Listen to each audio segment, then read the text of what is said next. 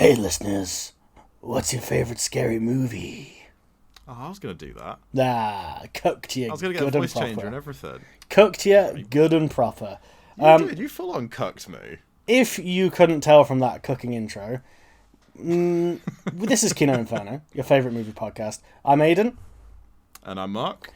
And this is one of our episodes where we put no real effort into the editing. The thing is, when we set up these Aidan and Marc versus episodes, I kind of said in the Ghostbusters one, this is going to be the low effort episodes. But it feels like I've put a lot of effort into watching the films this time. There's been a lot of time dedicated to it, even if that's all in pre, you know?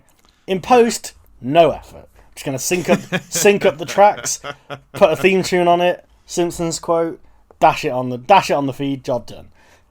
But all done and dusted from there. Yes. So and also for people who are the people who run the Kino Inferno wiki that has yet to come to life, this is the first episode in which we reference the post credits, usually a Simpsons gag, sometimes not, on air. So appropriately, it's the Scream episode where we did that little bit of meta reference there.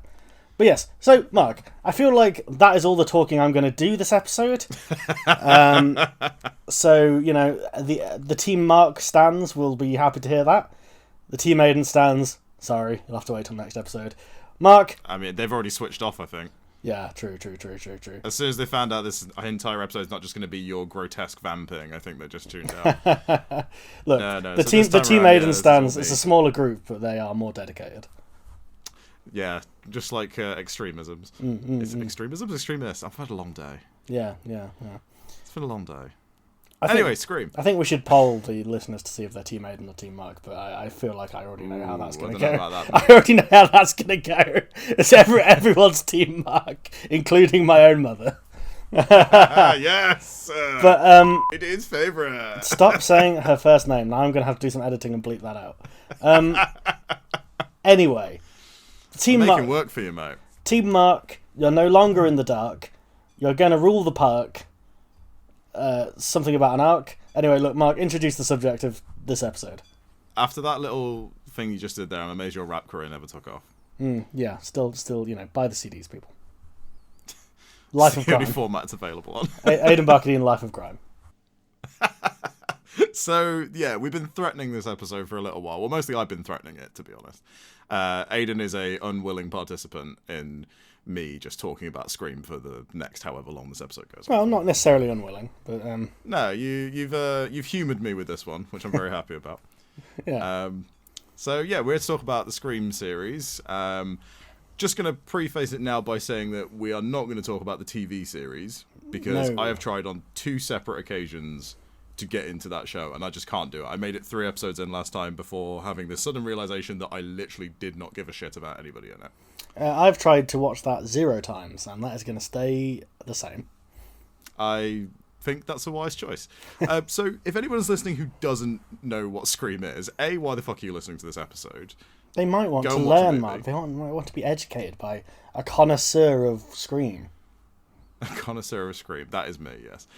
So the Scream series is a series of slasher movies that started in the mid-90s. And the whole idea was that they were meta commentary on the horror genre, and they were also deconstructions of the slasher genre. And a lot sort of wrongly attributed as being the first of like the sort of meta horrors, because they weren't. Like, they were the first like huge mainstream successful one, but there were films that came before Scream that were sort of poking fun at the Wes Craven's New Nightmare came out before Scream, right? Wes Craven's New Nightmare did, yeah. That was the film that Wes Craven did before Scream. Right. And if anybody doesn't know about Wes Craven's New Nightmare, it was essentially a Freddy Krueger movie that took place in the real world and had the actors from the original movie playing themselves, and Freddy was coming into the real world to get them, which was, for its time, pretty out there, I think. Yeah. But New Nightmare was always kind of more of a cult favourite, whereas Scream was a huge success. Yeah, massive. Like, it revitalised the slasher genre. Yeah, which had lain dormant since the late 80s, really. And again, it's interesting as well, because if you look at a lot of slasher movies from the time when the genre was dwindling in the late 80s, that's when some of this kind of self-referential stuff and meta stuff started to creep into it, because the 2 main examples that I'd always sort of think of would be Friday the 13th Part 6, which is very self-aware. Yeah. And Kevin Williamson, who's the writer of Scream, has said several times that Friday the 13th Part 6 was a big influence. Yeah, that makes sense. The other one, which will come as no surprise because I love it so much, Sleepaway Camp 2 was one of the first self-referential slashes. What a hill to die on, listeners. Sleepaway Camp 2. There is a scene in Sleepaway Camp 2 where two kids dress up as Freddy and Jason to scare the killer, and the killer dresses up as Leatherface to kill them. Like, how they got away with that, I don't know. Yeah, that movie was made for shit. I think they got away with that because no one saw it. And it made. I fucking love Sleepaway I think Camp it made 50p and a ham sandwich. Was its take? Well, they shot 2 and 3 back to back, and then they ran out of money afterwards. My mistake. 2 ham sandwiches. Actually, no, in Sleepaway Camp, it was 1 ham sandwich spread across 2 films. Yeah, pretty much. Those films were very, very cheap. But no, so the Scream series has been going since 1996, and there's 5 movies in the series thus far. The first of which was Scream, obviously, which came out in 1996. Yeah, it'd be weird if Scream 5 was the first one. 5 Cream, as it's known. Yeah, as it's known to the cool kids. 5 Cream. 5 Cream. So yeah, the first movie came out in 1996, and has been one of my sort of favourite, not only one of my favourite horror movies, one of my favourite movies. Well, we'll get into this when we talk about the first movie, but my first experience with Scream is something that scarred me for life. Okay, interesting. Okay. We'll get there. That's a little bit of sizzle for the listeners. Yeah. I'm just getting them ready. It's a quick, cheeky little finger around the outer rim. Because that's one of the rules of. I'm just sidestepping that statement. It's one of the rules of the many rules of podcast presenting that you have to put a little bit of sizzle in the opening scene, in the opening kind of intro, and then just sort of pay that off later. What I'm going to be doing throughout this episode is interrupting Marc occasionally to explain the rules of podcasting. It's kind of a meta in-joke on the film Scream. Alright, I'm into it.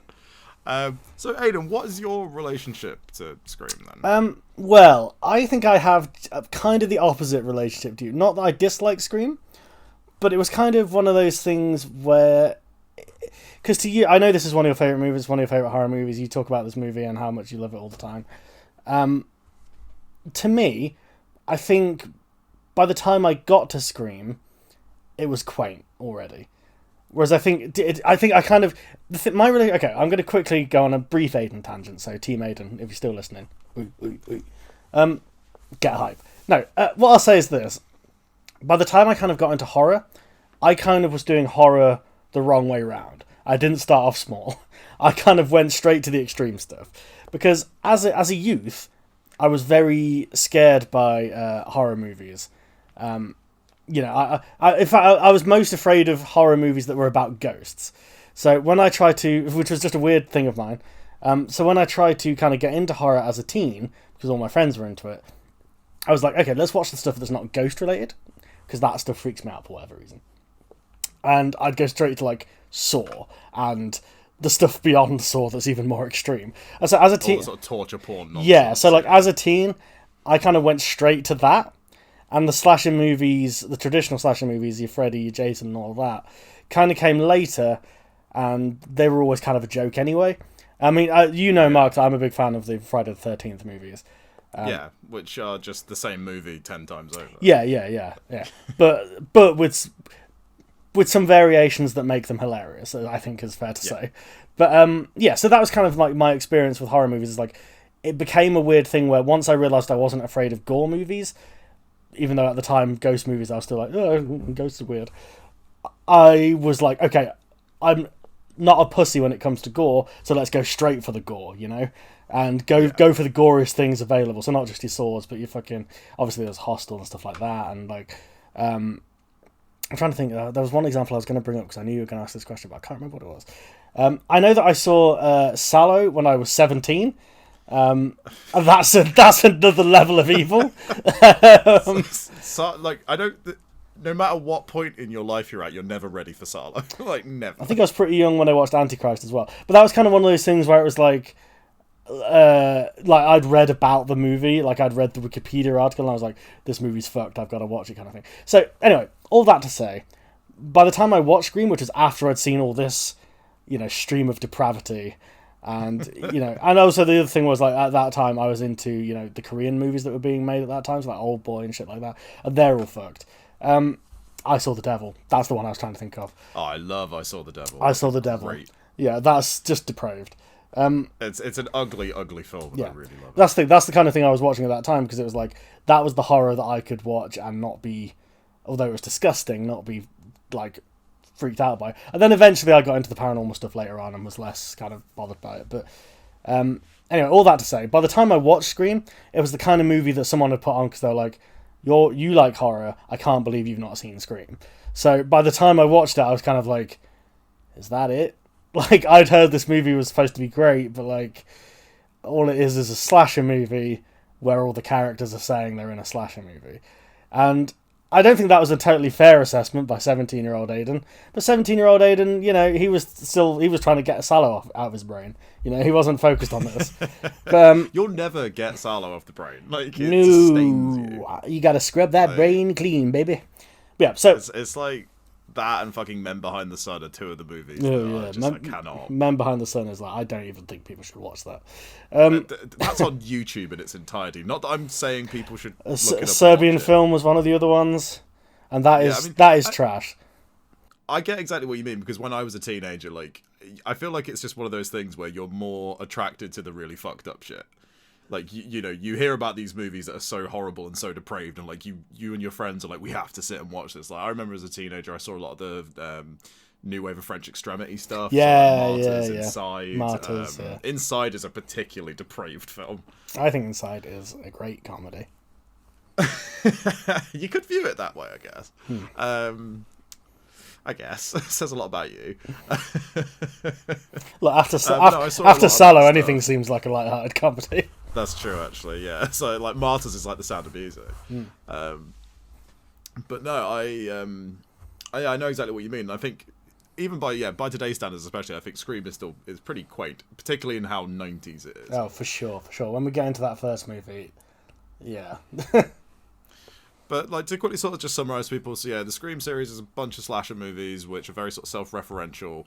But unlike a lot of the sort of big slasher series, there is a continuing narrative where it does focus on a set group of characters, which is something that the big slasher franchises never truly had. Yeah, because the main twist on this slasher franchise is the killer is not one person, it's different people every movie.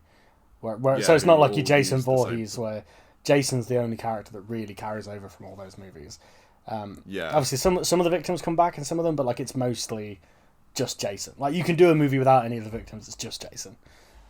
Because in the Friday the 13th series, like, the closest they come to having a protagonist is Tommy Jarvis, who's in 3 movies sequentially, but played by 3 different actors. Yeah, exactly. So it's not like a character that anyone really gives a shit about. Yeah, like Halloween has Laurie Strode, who has been in a fuckload of those movies. She comes in and out of them, yeah. Yeah, different timelines, and Nightmare on Elm Street has Nancy, she was in 1, 3, and then Heather Langenkamp played herself in New Nightmare. Yeah. So none of those other big slasher franchises, apart from one other franchise, which we will definitely end up talking about later, has really had like a sort of rigid sense of continuity. Because you mentioned Friday the 13th, those movies have no fucking continuity whatsoever. No. Like, there's just nothing. Well, I mean, I think it says a lot that in the first one, it turns out it's Jason's mum, and that Jason is dead, and then in every subsequent movie it's Jason. So it's kind of like, yep, that's what we're dealing with, baby! Well, it's like they've never fully explained why at the end of Friday the 13th Part 1, Jason is still a little boy in the lake. Right, yeah, that's right, yeah, he's like some weird... He's an adult. That's right, I always forget that he's like... It makes no sense. He's like a weird but you just kind of accept it. Little fetus man at the end of the first one. Yeah, and then the next one he's fully grown hermit man that lives in the not just fully grown, but a strapping 6-footer. Yeah. Fucking hell, he was having his Weetabix. Alongside all those fucking raccoons he was eating. Yeah. But no, the Scream movies have kind of got this sort of continuing narrative. You've got the 3 central characters, so you've got Sidney Campbell. No, sorry, not Sidney Campbell. What am I talking about? You're talking about Neve Campbell, who plays... Neve Campbell, I'm very tired. So we've got Sidney Prescott, played by the extremely underrated Neve Campbell, I would say. I feel she's an actress that's never truly gotten as much credit as she deserves. So she is the protagonist of the Scream movies. She will sort of get, when we talk about the first movie, we'll sort of delve more into what her story is. Yeah. You then have Gail Weathers, played by Courtney Cox. Yep. And then you also have Deputy Dewey, who eventually becomes Sheriff Dewey, played by David Arquette. Yes. And those are sort of your three central players. Yeah, there's a couple of others that come, like fucking Randy is in the first one and the second one. Played by Jamie Kennedy. Jamie Kennedy's character, yeah. You've also got in 4 and 5, you've got Judy Hicks, who's played by Marley Shelton. Yeah, that's right, yeah. Marley Shelton, I was trying to think what that actor's name was when we were watching it. I love Marley Shelton. She's great. So yeah, like there are some sort of, there are some sort of continuations with characters and such. But you've got the main 3 players, and each movie revolves around them coming into contact with a new psychopath who is taking on the mantle of Ghostface. Usually 2 psychopaths. Usually 2. That was kind of Scream's big unique twist, was that there were 2 killers. It's the same twist they do every movie. We'll get into that. Well. Apart from the third one, where it's just one guy. Sure, we're getting ahead of ourselves on that one. But I feel like if anybody hasn't even seen Scream, like Ghostface is so iconic and recognizable that everybody knows what that killer looks like. Yes, agreed. And I kind of wanted to talk about Ghostface a little bit anyway, because I find Ghostface kind of fascinating as a villain, because even though it's always different people, Ghostface still has this very unique brand of what Ghostface does. Yes, I think that's fair, yeah. Like, they always kill with the hunting knife. Yes. All of the killers also have this tendency to, after they've stabbed somebody, to use their glove to wipe the blood off the knife. That's like a continuing thing that the killers always do. They're all voiced by the same person, which is great. Yeah, because after the first one, all the killers are using a voice transformer, which I think is kind of hilarious. And they're always voiced by voice actor Roger L. Jackson. Yes. Who I love. I love his voice. He's great. Brother of Samuel L. Jackson. That's not true. That is not true at all. But yeah, so the killer always, Ghostface always uses a voice changer to be able to sort of taunt his victims. That's the other big thing about Ghostface, is the threatening phone calls. Unlike a lot of other slasher killers, Ghostface actually speaks to their victims and like taunts them and harasses them, which is a big part of their whole MO. Yeah. And one of my favourite sort of aspects of the character as well. So, just as the one tidbit that I'm bringing to this, because I've watched these movies but I've done no research. You may, if you're from the 90s like me and Marc are, you may recall that there was a rapper in the Wu-Tang Clan, still is, I don't know why I'm using the past tense, called the Ghostface Killer, with an AH. Now, I've always assumed that the Ghostface Killer came after the Ghostface Killer from Scream and was named after that. Turns out it's not the case. He derives his name, very appropriate for Wu-Tang, from a kung fu movie from the 70s, which I believe is called The Mystery of Chess Boxing. There's also a Wu-Tang song by the same name, so they obviously like that movie. Anyway, point is, I'm not sure if Wes Craven... I couldn't find the intel if Wes Craven took the name from that movie as well, or whether it's... Kevin Williamson, I suppose, wrote the movie. I don't know if there's any connective tissue between that Ghostface Killer and the Kung Fu Ghostface Killer. They don't look the same, but it's kind of a guy who has like makeup on, and he's like a spooky warrior, I think. I've not seen The Mystery of Chess Boxing, but... From what I gather, I don't know if there is any connection in that sense, purely because the name Ghostface comes from the first movie when Rose McGowan's character says the line, "Don't kill me, Mr. Ghostface, I want to be in the sequel." Yes. And I do know that when the script for Scream was first written, also a fun little side story here, the Scream was originally written under the title Scary Movie. Yes, and obviously the parody is Scary. The parody of Scream is Scary Movie. The parody of the parody. Yeah. Look, the 90s was a thing. Don't just it was a lawless wasteland when it came to cinema. It was a time. It was a time. It was indeed a time. But no, so yeah, when Scream was first written, they didn't actually outline in the script what the killer wore. Right. So okay. It seems like the line "Don't kill me, Mr. Ghostface" came on set. Okay, fair enough. So it's probably just a pure coincidence then. Yeah, I think it is just one of those weird little coincidences. Before we just jump straight into the movie, my other favourite little tidbit about Ghostface is, you know how it's the iconic, the white long face and the black robes? Yes. Originally, the sparkly black robes. That was something that I'd forgotten that, especially in the first movie, because obviously watching it in HD, it's like, yeah, that robe is real glittery, baby. Well, it's literally just a Halloween costume. Yeah, Again, it's a very simplistic idea. But what I found out was originally the robe was going to be white. Okay. To make him A, look more like a ghost, and B, they thought it'd be more interesting to have like the blood splatting against, so it would look more interesting. But they decided against it. One, continuity. Yes. That's gonna be. But also, they kind of realised that it looked a little bit like a Ku Klux Klan member. Oh yeah, there is that. So they went, yeah, let's not do that. Yeah, that could be a little charged. I was going to say though, Mark, do you remember when we made the excellent decision that a character should be dressed in white for the entire film because then you'll see the blood on it? Yeah, I do remember, and that was a really bad idea. I just want to say, if there's any aspiring filmmakers listening, yes, you'll be able to see the blood, and that is the problem. Because continuity will become a fucker, especially if you're shooting for over a month like we were, where you then have to wash the costume and then try and get the blood to be right again. It's a fucking nightmare. Yeah, and I just think personally the black and white contrast on Ghostface just looks better generally.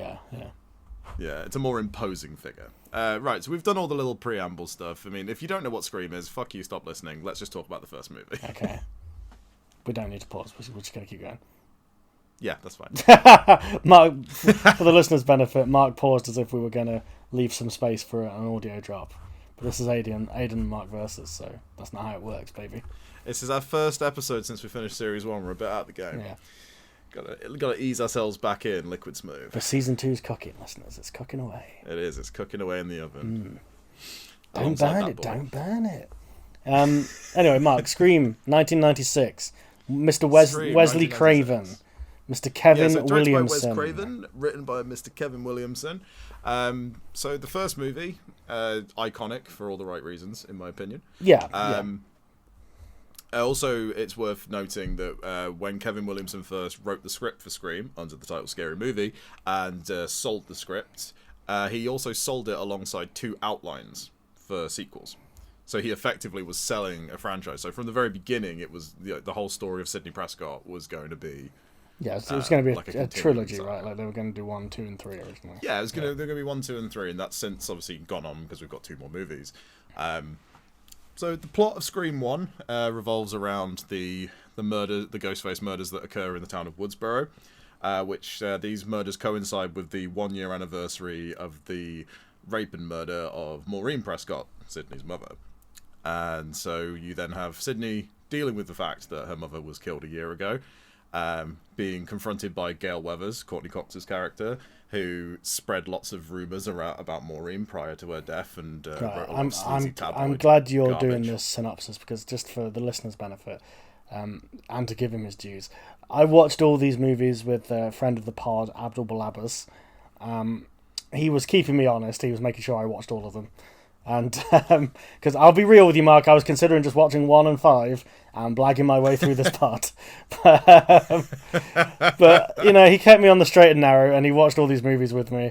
I'll be real with you. We were talking all over this movie because we assumed we've both seen this. We know Scream. What the fuck we're doing? And by the end of the movie, I was like, "Hang on, what was the deal with her mum again?" And Abdul was like, "Don't know."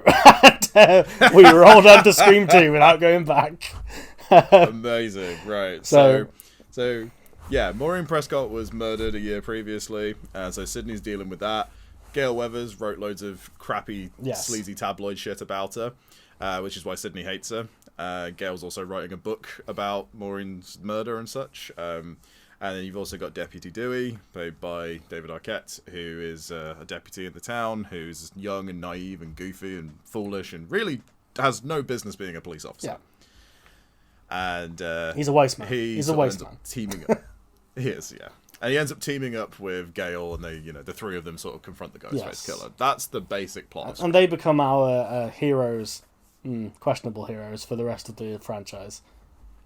I would say the protagonists certainly. They're the power trio.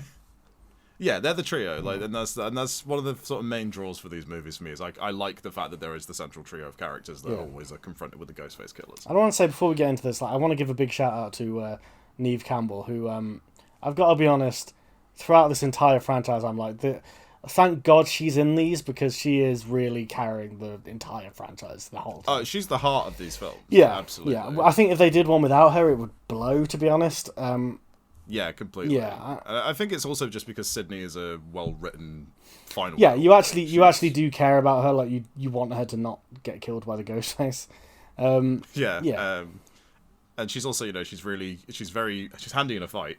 Yes. Which is one of the things I like about Sydney's a bad bitch. We love Sydney. Well, they have in the first movie. She says she doesn't like horror movies because they're always a big titted blonde running upstairs when she should run out the front door, right?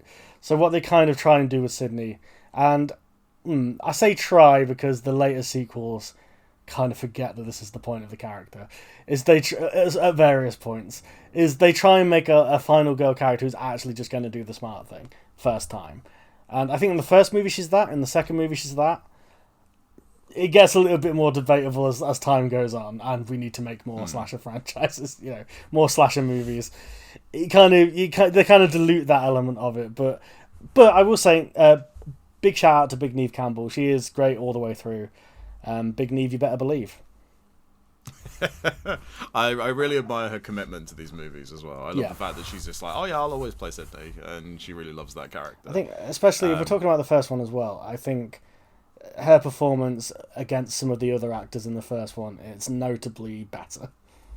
Because not to slag off the rest of the cast, and we'll get into our character ratings later, but I think she's really kind of the heart of the first movie, and I think because compared to any other character in the movie, she has the most range of emotions to deal with. Yeah, of course. Yeah. She gets her scenes where she's grieving for her mother. She gets her scenes where she's like alone in the house being attacked by Ghostface. There's scenes where she's suspecting her boyfriend might be the killer. Like she gets a lot to do. She carries the whole fucking thing. Yeah, and I think especially in the first one, she's one of the only ones who isn't overselling the dialogue. And this was something that I thought was quite notable in the first one. Is there's especially your Matthew Lillards and your Jamie Kennedys. They are really mugging up to the camera. And actually, this is something, when we get back to Scream 5, remind me to go back to this, because there is the contrast in the sort of Gen X actors of Scream 1996 and the kind of mumblecore acting of the I guess the millennial actors in Scream 5. It's a really interesting contrast, I think, where like in the first one, all of the quote-unquote teens, actually like 20-somethings. Yeah, all people in their early 20s. Well, late 20s, some of them. Some of them are frankly taking the piss. But they're all they're very, I wouldn't say over the top, but it's definitely pitched to the back row. You know what I'm saying? It's definitely they're really leaning into the camp. Yeah, exactly. Whereas Neve Campbell sort of plays it a lot more straight. Straight as an arrow, yeah. And even like Rose McGowan in the first one is kind of like, oh, Mr. Ghostface, have you noticed my breasts? And yeah, Rose McGowan is having a great time. She is, and we love Rose McGowan. I will say, and we don't need to delve into this too much. Her in this movie becomes hard to watch, knowing what we know now, and seeing the producer's name in the credits. Look, if people want to know more about that, they can look into it. This is not the place for it, but I do kind of think there were moments where me and Avril were watching the first one, we're like, oh, it's kind of cringe how she's so sexualized in this movie, and knowing what was happening off screen, not with Wes Craven or anyone like that, with Harvey Weinstein, the producer. From what I gather, all that unpleasantness occurred after. Yeah, sure, but like this is kind of my point is it's kind of like, oh, this is probably where it started, and that makes it hard to watch for me. Yeah, I completely understand where you're coming from. I do know that Rose McGowan has gone on record several times saying that the making of Scream was her favourite ever experience of making a movie. I did look that up as we were watching it, just so but it's certainly one of those things. Rose McGowan is one of those actresses who, unfortunately, it's a bit of a Hollywood tragedy. Really, she didn't get to be what she could have been. Yeah, and I've always had a lot of love for Rose McGowan. I'm a huge fan of Planet Terror, and I think she's so great. I really thought you were about to say you're a huge fan of Charmed. I wouldn't say I'm a huge fan of Charmed. I am human and I need to be. I think Charmed is a very, very entertaining show. Well, I've not seen it since it was first on. I liked it when I was a kid. It's got a certain charm, is what I would say. Hey. Shut up. Anyway, so go back to Scream. So we'll sort of, because we've got 5 movies to go through, we'll try and keep them sort of short and sweet, as it were. But talking about Scream, you immediately have to talk about the opening scene. Yes, iconic. Utterly iconic. In my opinion, possibly the best opening scene to a horror movie. I can't think of anything that's quite as good. And certainly the best opening scene to a Scream film. I think it could easily be one of the possibly the best opening scene to a horror movie ever. But it's definitely it's in consideration. I'll give you that. It's in consideration. Yeah, I think and it might be my favorite piece of direction from Wes Craven as well. I think the whole scene is just so perfectly paced and set up, and it's shot well, and it's acted brilliantly, and I think it just works amazingly. It's one of my favorite scenes in any movie ever. But so the movie starts with Casey Becker, played by Drew Barrymore, who, interestingly, was originally cast as Sydney. Yes, but she wanted the I know this. She wanted the opening scene role, and I think she was right to do that because absolutely, it gives that opening scene an energy that it wouldn't have if it was just some random actress. Yeah, and it's also because it's kind of thrown back to Psycho as well. The fact that at this time Drew Barrymore was the most famous person in this movie, and she gets very brutally murdered. Not only that, was in the middle of a comeback. In fact, so she'd had time to be famous. Had the shine go off for a little bit and was like on the ascendancy again. So if you can imagine a 1996 audience seeing that scene, they must be like, "Oh, Drew's in this. Oh, okay." And then, as you were about to say, dead within the first 10 minutes. Yeah, like really quite horribly as well. Yeah, I think this is probably like this scene. Watching it the other day, I was like, "Wow, this is really quite upsetting. The violence in it." You take us through the scene, Mark, and we'll discuss. So the scene starts with Casey home alone. She's about to make some popcorn, watch some videos. Which one of the videos is Halloween, which obviously this entire movie is just a big old cum tribute to Halloween. A cum tribute just exists. Well, a cum tribute to Halloween is actually what this movie is. You heard it here first. You did hear it here first. So yeah, she's gonna settle in for the evening to watch some videos, and she then gets a phone call. And at first, it seems like it's a wrong number scenario, and she's talking to a guy who seems relatively harmless. But as she shows that she's not interested, the phone call gets progressively more sinister and more threatening, and eventually goes to the point where the killer mentions that they're watching Casey through the window. And I really love that moment where it's like, he asks her name. She says, "Why do you want to know my name?" She says, "I want to know who I'm looking at." And she's like, "What did you just say?" "Oh, I want to know who I'm talking to." It's just like little sort of subtle, creepy little things like that I really love in this scene. And then it escalates to the point where the killer is threatening Casey's life, and then reveals that Casey's boyfriend Steve is tied up in the yard outside, and she has to play a game of horror trivia to save his life. We've all been there. Yeah, exactly. It's a very relatable. That's what happens when Mark gets past the 7-drink limit on a night out, to be honest. Start playing horror trivia and someone gets gutted. Yeah. He does like to drop in "I'll gut you like a little, I'll gut you, little bitch," or whatever it was that he says. This is one of the first instances in this franchise, it is the first instance in this franchise of Wes Craven's horror movie catchphrase "bitch" being used. Yes. Ghostface loves to call people bitches. So this scene, I think it escalates so brilliantly. And then we obviously have the part where Casey wrongly answers a question, and her boyfriend is savagely ripped open off camera. May we point out. However, there is an uncut version of Scream, which I was quite sad that my recent 4K Blu-ray of it is not the uncut version. And admittedly, the uncut version is only about 20 seconds longer, but it features a really wonderfully graphic shot when it cuts back to Steve outside, and you literally see his innards fall out. Right. Okay. And it's just really graphic for the sake of it, and it's great. Sure. Very, very gutted I don't have my own cut version of Scream. Gutted. But yeah, so then Steve gets brutally ripped apart, and then the killers break into the house, and then we get this incredibly, as you say, quite upsetting scene where the killers start stabbing Casey to death just as her parents arrive home, and they just miss her.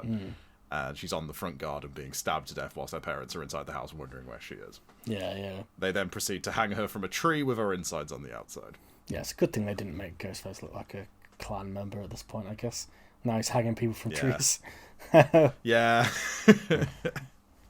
But no, I love this opening scene. I especially like the ending of it is such a gut punch where, the parents go outside and see her body just hanging from the tree. Yeah. It's really fucking horrible. It's so horrible. Yeah, they do play that bit quite straight, actually. It kind of has The thing about the opening scene to Scream is it has a really different energy to not only this film but the rest of the franchise, in my opinion. Like the rest of the franchise, it starts getting a bit cute, but this opening scene, it really sells the horror element of it, I think. Like as you say, the creeping kind of tension, the fact that it's Drew Barrymore, and like even now, if people weren't aware of the movie, they'd probably assume she was the lead because it's fucking Drew Barrymore's still famous. But so there's that kind of creeping sense of like it starts off a little weird and it's kind of funny, and then it's like this growing sense of the wrongness of the scene, and then the brutal violence. Yeah, this sequence is probably like my favorite sequence in the entire franchise.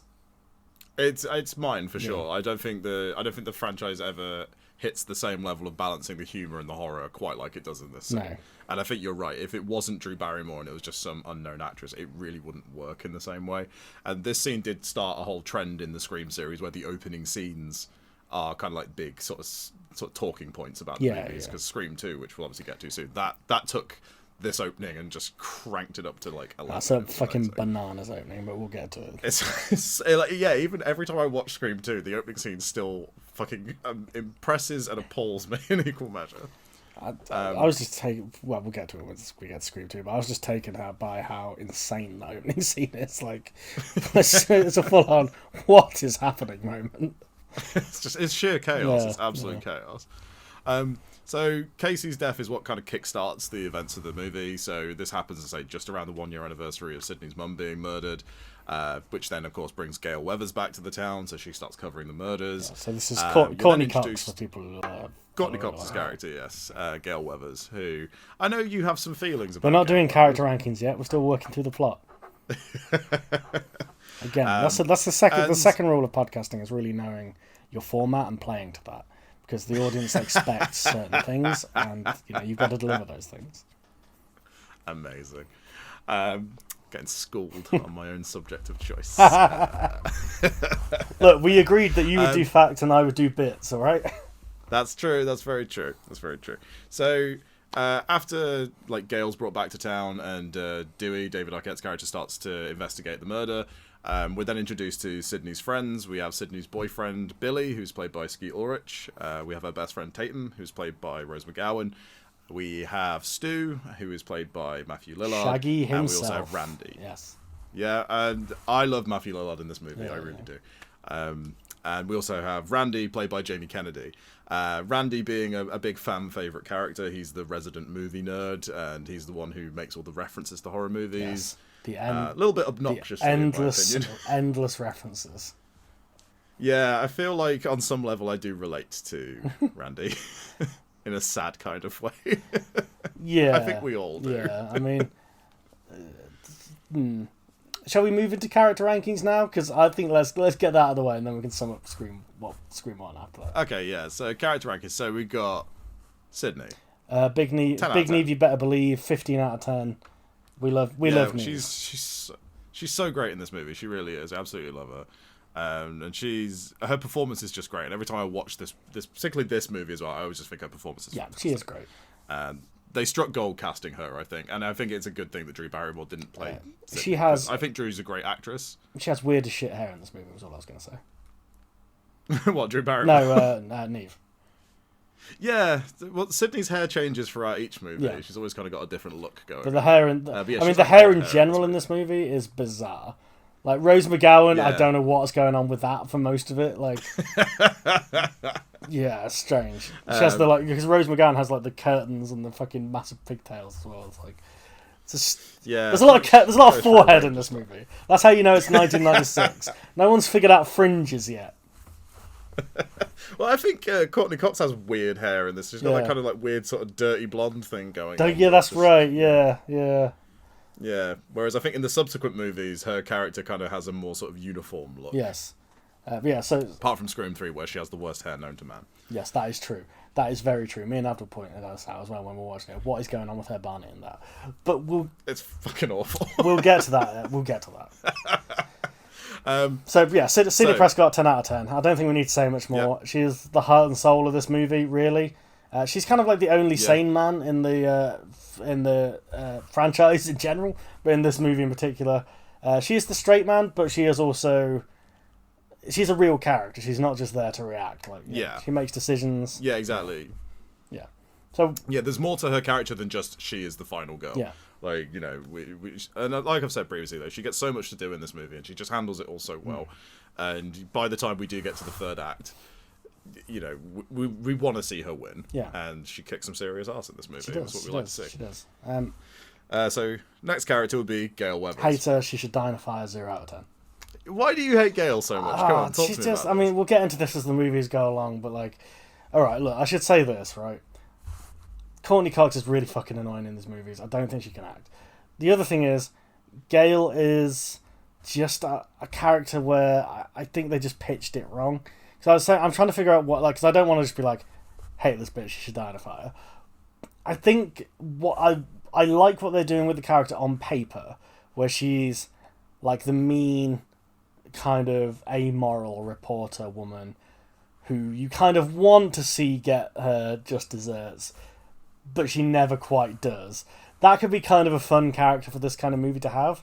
I think the problem with Gale for me is that they keep trying to make me give a shit about her, and I'm just like, no, I think what you want this character to be is the cockroach, right? Like, you want her to be like the lovable kind of I mean, this character dies, but I think this is an apt comparison. You kind of want her to be like Benny in the first Mummy movie, where it's like, you're always waiting for him to get his just desserts, and when he finally does, it's kind of satisfying. But like, if he was a franchise character, that would be the gag of his character, right? Where like in the second movie, oh my god, I can't believe this, no one's killed this guy yet. It's like, that kind of character can be fun. I just don't think they get it right with Gale, for me, and it just becomes quite annoying. That's fair. I mean, I like Gale a lot because I actually think Courtney Cox's performance as her is a lot of fun. Particularly in one of the later movies. I really, really like her in one of the later movies. But I like the fact that her character is, like shitty tabloid journalist, but underneath it, she is a good person despite what she does, and I like that her and Dewey's whole dynamic is, he kind of brings her back down to earth a little bit.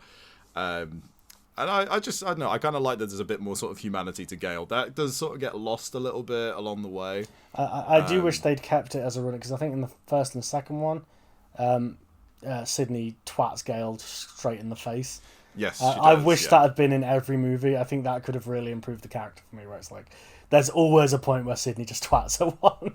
Like, that could have been like, that's what I mean. Like, I think I was expecting one kind of character from her, and then when you watch all the movies back to back, it's kind of like, she starts off as this mean character who you, like I say, you're kind of waiting for someone to punch her or for Ghostface to get her.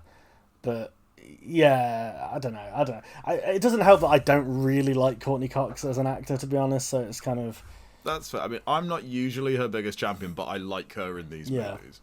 I think she plays the character well, and I think she's fun to watch.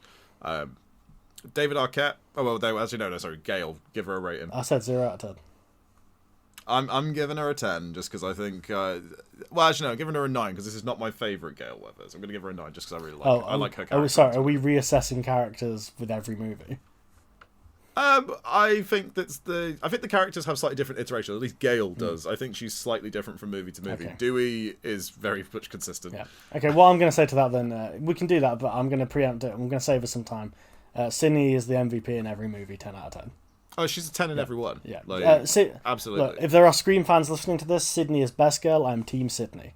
If you're Team Gale, get to fuck. Sydney all the way. I'm a double agent. That's what I'm saying. You can't like two things at once, Mark. This is the internet. You have to be violently opinionated in favour of one or the other. I think we can all agree, though, that the agreement is usually you're either Team Gale or Team Sydney. No one is ever Team Dewey. Yeah, because Dewey's well, shall we get into Dewey? Yeah, Dewey, David Arquette's performance in these movies is weird. It's really weird. In this one especially. I do think one thing about watching them, and I should say for the benefit of the listeners, because I'm going to have some spicy takes on these movies. If you're a fan of this franchise, I fully acknowledge shotgunning 1 to 5 in the space of a week is not the way to watch these movies, all right? No, absolutely not. So take some of what I say with a pinch of salt, right? But I do think David Arquette, his performance gets better with each movie. And in this one, I thought and I'm struggling for the politically correct term here. I thought he was educationally subnormal in this movie, and that was going to be the thing, right? I can completely understand why you would think that, and I think that's why in the parody Scary Movie, they completely play Dewey that way. Yeah, maybe I was conflating it with my memory of Scary Movie, but like in this movie, he's kind of really like he's performing. He is a bit. Have you seen Tropic Thunder? he is bordering on Simple Jack, right? Because he's always like, I fell over, and it's like, what is this character? I think it's what they're going for is like he's this kind of like he's just like a good down to earth guy, but he's also kind of like a bumbling cop, but like. He's a goofball. Yeah, he's a goofball with a heart of gold, I think is the idea. But yeah, and there are points where he shows that he's kind of witty and stuff. Like one of my favorite exchanges is when Gail says that she's most popular with men between 18 to 24, and Dewey then says that he's 25, and reveals that he does watch her show, and he's like, "Oh, I'm 25 years old. I was 24 for a whole year." Yeah. And I like that. I think that's he is somewhat witty when he wants to be. When he's trying to get in Gail's pants. Yeah, I think this is it, right? I think how much you like Dewey and how much you like Gail depends on how much you buy into their romance, right? And look, I know that they were married in real life and they were dating at this time, I think.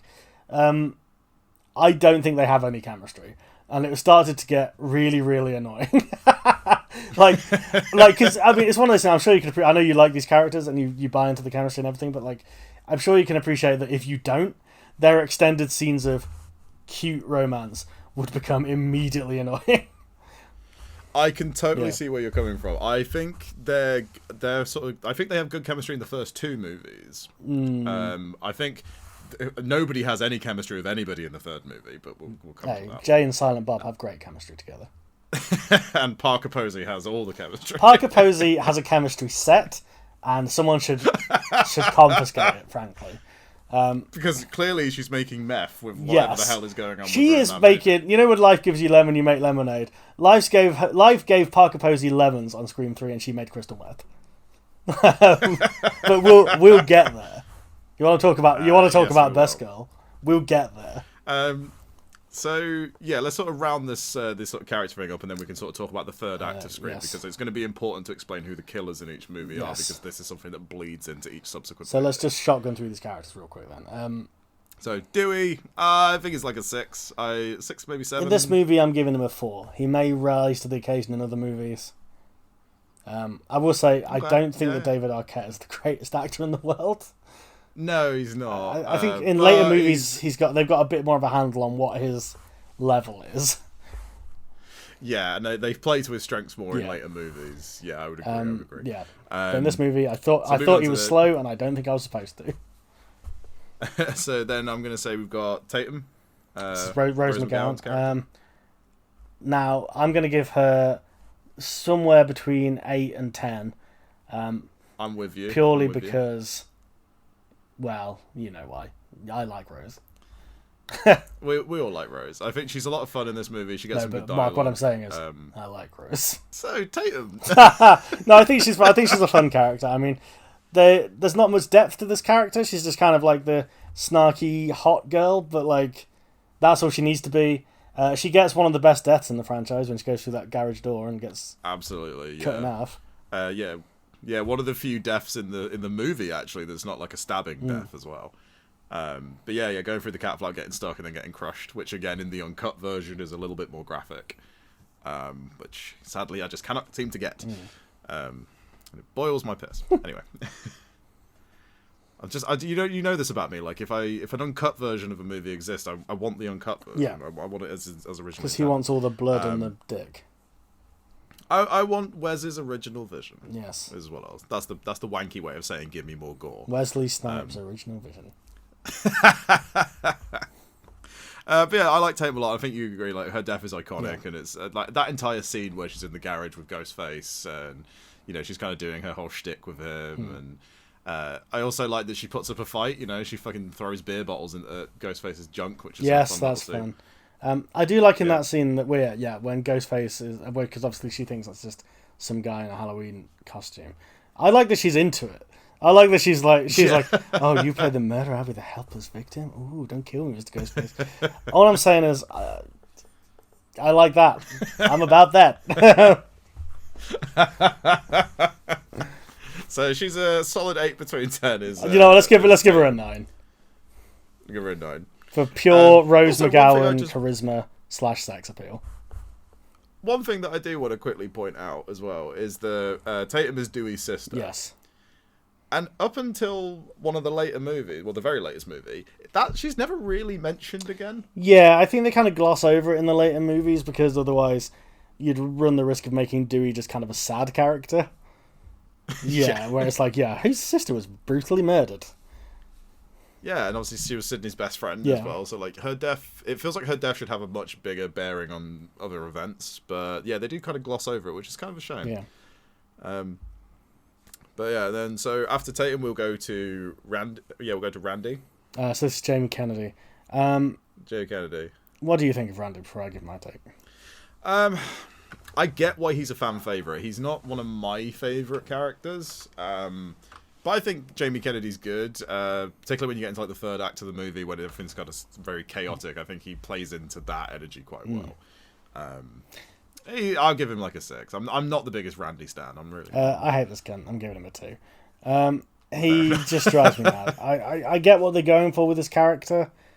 I really do, but this is one of the points of the movie that I think has aged really badly. Is the fact that there is just a character that's like, these are the rules of the slasher movie. You can't have sex. You don't say, I'll be back soon. All this kind of shit. Like, I think if this was a modern movie, this character wouldn't exist, and they'd find a way to do it. They'd show it, not tell it. You know what I'm saying? Yeah, no, I see what you mean. I think, back then his character was probably, it was more novel. Yeah. The fact that there was a movie character openly acknowledging movies and talking about And them. look, So, if there are Scream stans listening to this, look, it's okay for a movie to be dated, alright? This came out in 1996. yeah. Like, I mean, it does. As much as I love this movie, it's very quaint by today's standards. You know, like this was 1996. This came out the same year that Buffy the Vampire Slayer started, where we started to get that kind of quippy, self-referential dialogue and stuff like this. Was very much on the cutting edge. Yeah, and it's very much that kind of, I want to say, I mean, speaking of Weinstein collaborators, it's a very kind of sub-Tarantino kind of thing of like, hey, the people who made this have seen other movies, which was very in vogue at the time. And yeah, because obviously the early 90s is when Tarantino first sort of came up, wasn't he? So yeah, it's very of its era. Yeah, it's very of its zeitgeist as well, and zeitgeisty things tend to age poorly. That's kind of it. Yeah, and Randy is definitely the biggest casualty of that. I think. For sure. Because by today's standards, he's kind of annoying, but for the time, I can see why fans liked him so much because they could sort of he's almost like a self-insert in some ways. He's definitely Kevin Williamson's self-insert. Oh yeah, for sure. And look, but I do agree with you in the sense of the scenes where Randy is explaining the rules, like that is a little bit grating in a way, but I think this movie does really good on that because the 3 rules that he points out is can't have sex, don't drink or do drugs, and never say I'll be right back. And this movie goes out of its way to subvert all 3 of those, and have people survive and stuff. And I think he gives one of the best sort of, that scene kind of linchpins the whole third act of the movie, I think. Yeah, I agree. It's kind of like, it's one of those things where, I think if I'd seen this in 1996, I would have been like, this is really, really clever. But seeing it as someone who's kind of lived through every slasher movie since Scream, where every slasher, and I mean every slasher movie since Scream, kind of does this, right? They kind of have some, I mean, half of them were written by Kevin Williamson anyway, but a lot of them have this thing of like, oh, we're going to acknowledge the tropes, we're going to do this and that, and like some of them do it much worse than this movie, and some of them do it a little better, and like there's more kind of, it gets more refined, I guess, rather than better. Like this idea of, oh, we're going to play into the tropes and we're going to subvert them. And I think Randy he's just kind of annoying. Is the bottom line of that character. Also, there's one thing that really vexes me about Randy, and this is so petty, but I want to get your thoughts on this. The fact that he repeatedly uses the term "scary movie," despite the fact if he would definitely say horror movie. Yeah, I see exactly what you're saying. That's a tiny script writing thing, but it really vexed me as I was watching it. Well, there's another thing with him when we talk about the second movie, which vexes me as well, and I think you probably would have picked up on it as well. It's just one line of dialogue that he has that really irks. And it also kind of pisses me off that he doesn't really say slasher from what I can remember, when it's like he would definitely know the term. Yeah, I think it's because the movie tries to avoid. Yeah, and I kind of think like maybe that's just kind of a personal taste thing where it's like, maybe that's the wrong way to go, because if you're being this blatant about, these are the rules of a horror movie, you might as well say slasher movie. And it's amazing that they try to not be so blatant, especially when you get to the later sequels where they just throw any fucking notion of that out. Yeah. I think Randy for me is a 2, and like, you know, if there are Randy stans listening to this, you do you. You can love Randy as much as you want. I mean, I think it's going to be important when we get into the later Scream movies to just kind of... We've done this disclaimer before, but it's okay to like a movie, even if a guy on a podcast doesn't, all right? I just want to put a pin in that and just say it's fine to like any movie, all right, that a guy on a podcast doesn't like. So we already know that Aidan doesn't like some of the later Scream movies. I know. This is called foreshadowing. I'm curious as to which ones you hate. I know. I think Marc was surprised to learn that there was more than one, I think. Because, you know, I mean, everyone hates Scream 3. You know I was going to hate Scream 3, but... Yeah, everybody hates Scream 3. But which one? Is it 4 or 5 that he hates after? I think I have an idea of which one you hate. Interesting. Well, we'll get there. But we'll get there. Okay. And then the last 2 characters that we have to talk about, and the reason why I've saved these 2 for last is because these are our killers. So when we end up, before we sort of go into them specifically, so the third act of the movie, which takes place at a house party, we have our sort of core cast members remaining after the rest of the people that are at the party get lured away because the principal of the school, played by Henry Winkler, was stabbed to death and hung from the goalpost uncredited at the Henry Winkler as well. Uncredited Henry Winkler, he gets stabbed to death and hung from the goalposts at the school, which is used as a distractionary tactic to get all the students away from the party. A very interesting plan, I have to say. Yeah. Somehow it works. I mean, if your principal was Henry Winkler, maybe you'd like him more. I don't know. Yeah, and if, you know, he got gutted and hung from the goalpost, you probably would rush there to see it, because the kids actually say, let's go there before they cut him down. I'm like, wow, these kids are some sick fucking shit. True. But it works. So they get isolated at the house, Tatum gets murdered, Sydney loses her virginity to Billy, her boyfriend. Yes, she had sex in a horror movie. She did. And it was up the bum. Randy I think it's canonically up the bum. We'll have to check the original script for that. Maybe that's why she survives, because if it's up the bum, it don't count. Jason's watching from the cupboard like, oh, it's only anal. She's still technically a virgin in my book. Goes off to the next Yeah, just lets himself out of the cupboard like, excuse me?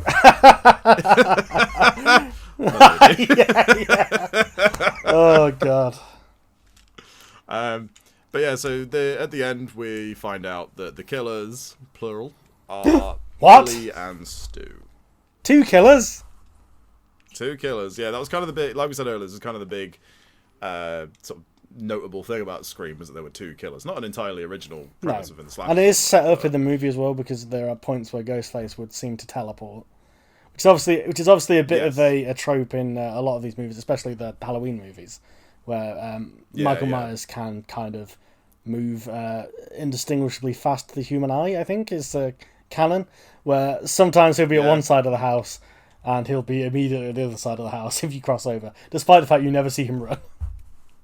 I mean, yeah, the later Friday the 13th movies, Jason quite literally teleports. By the way, have you ever seen Behind the Mask, The Rise of Leslie Vernon?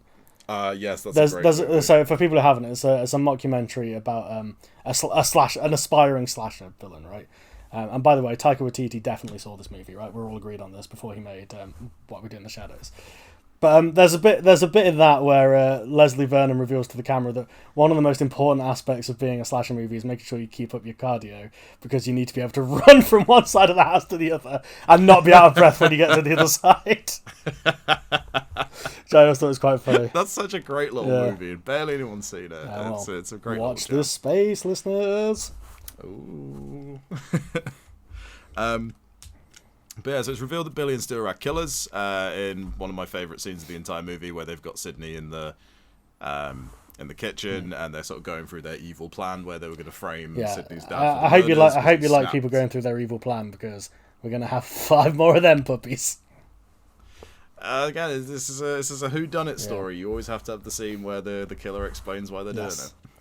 Because that's what, the Scream movies are very formulaic, but ultimately they are murder mysteries, so they always have to kind of follow that set idea. But But so Billy and Stu revealed themselves to be the killers. They were going to frame Sidney's dad for the murders, claiming that he'd snapped at the anniversary of his wife's death, which is a fairly well thought out plan, to be honest.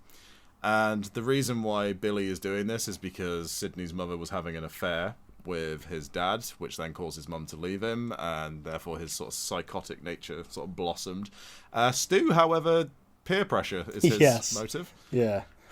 Which I kind of like, funny, actually. Yeah. I like the line he has about, oh, my parents are going to be so mad at me. That's funny. So we should also say, Skeet Ulrich's character, Billy, right, is Billy Loomis. Billy Loomis. Yes, in an overt reference to Halloween. We're all on the same page there. We don't. I'm sure with our listenership, we don't really need to explain that one. So we were rating these bad boys. Billy and Stu, I think they're both about like an 8 for me, because I actually think they're two of the best Ghostfaces. They kind of set the template for the rest of the. I'm right there with you. I think soft 8, strong 9 as characters. Yeah. Wait, hang on, other way around. Strong 8, soft 9. Otherwise, that's a very weird rating. I think they're both great. I think they are, for my money, the killers in this franchise who work the best. I think this movie with Skeet. Skeet, what a name. With Big Papa Skeet Ulrich. I think what they do with his character Billy, where they kind of, because obviously he's Neve Campbell's boyfriend in this one, and they kind of play on the idea of like, is he the killer, is he not, throughout the movie, and like they kind of set it up so he's obviously like, he obviously seems a bit off to begin with, and then it's like, oh no, it can't possibly be him because it's too obvious, and also they have these scenes where he seems to refute it, but then obviously it all comes back around to him being the killer.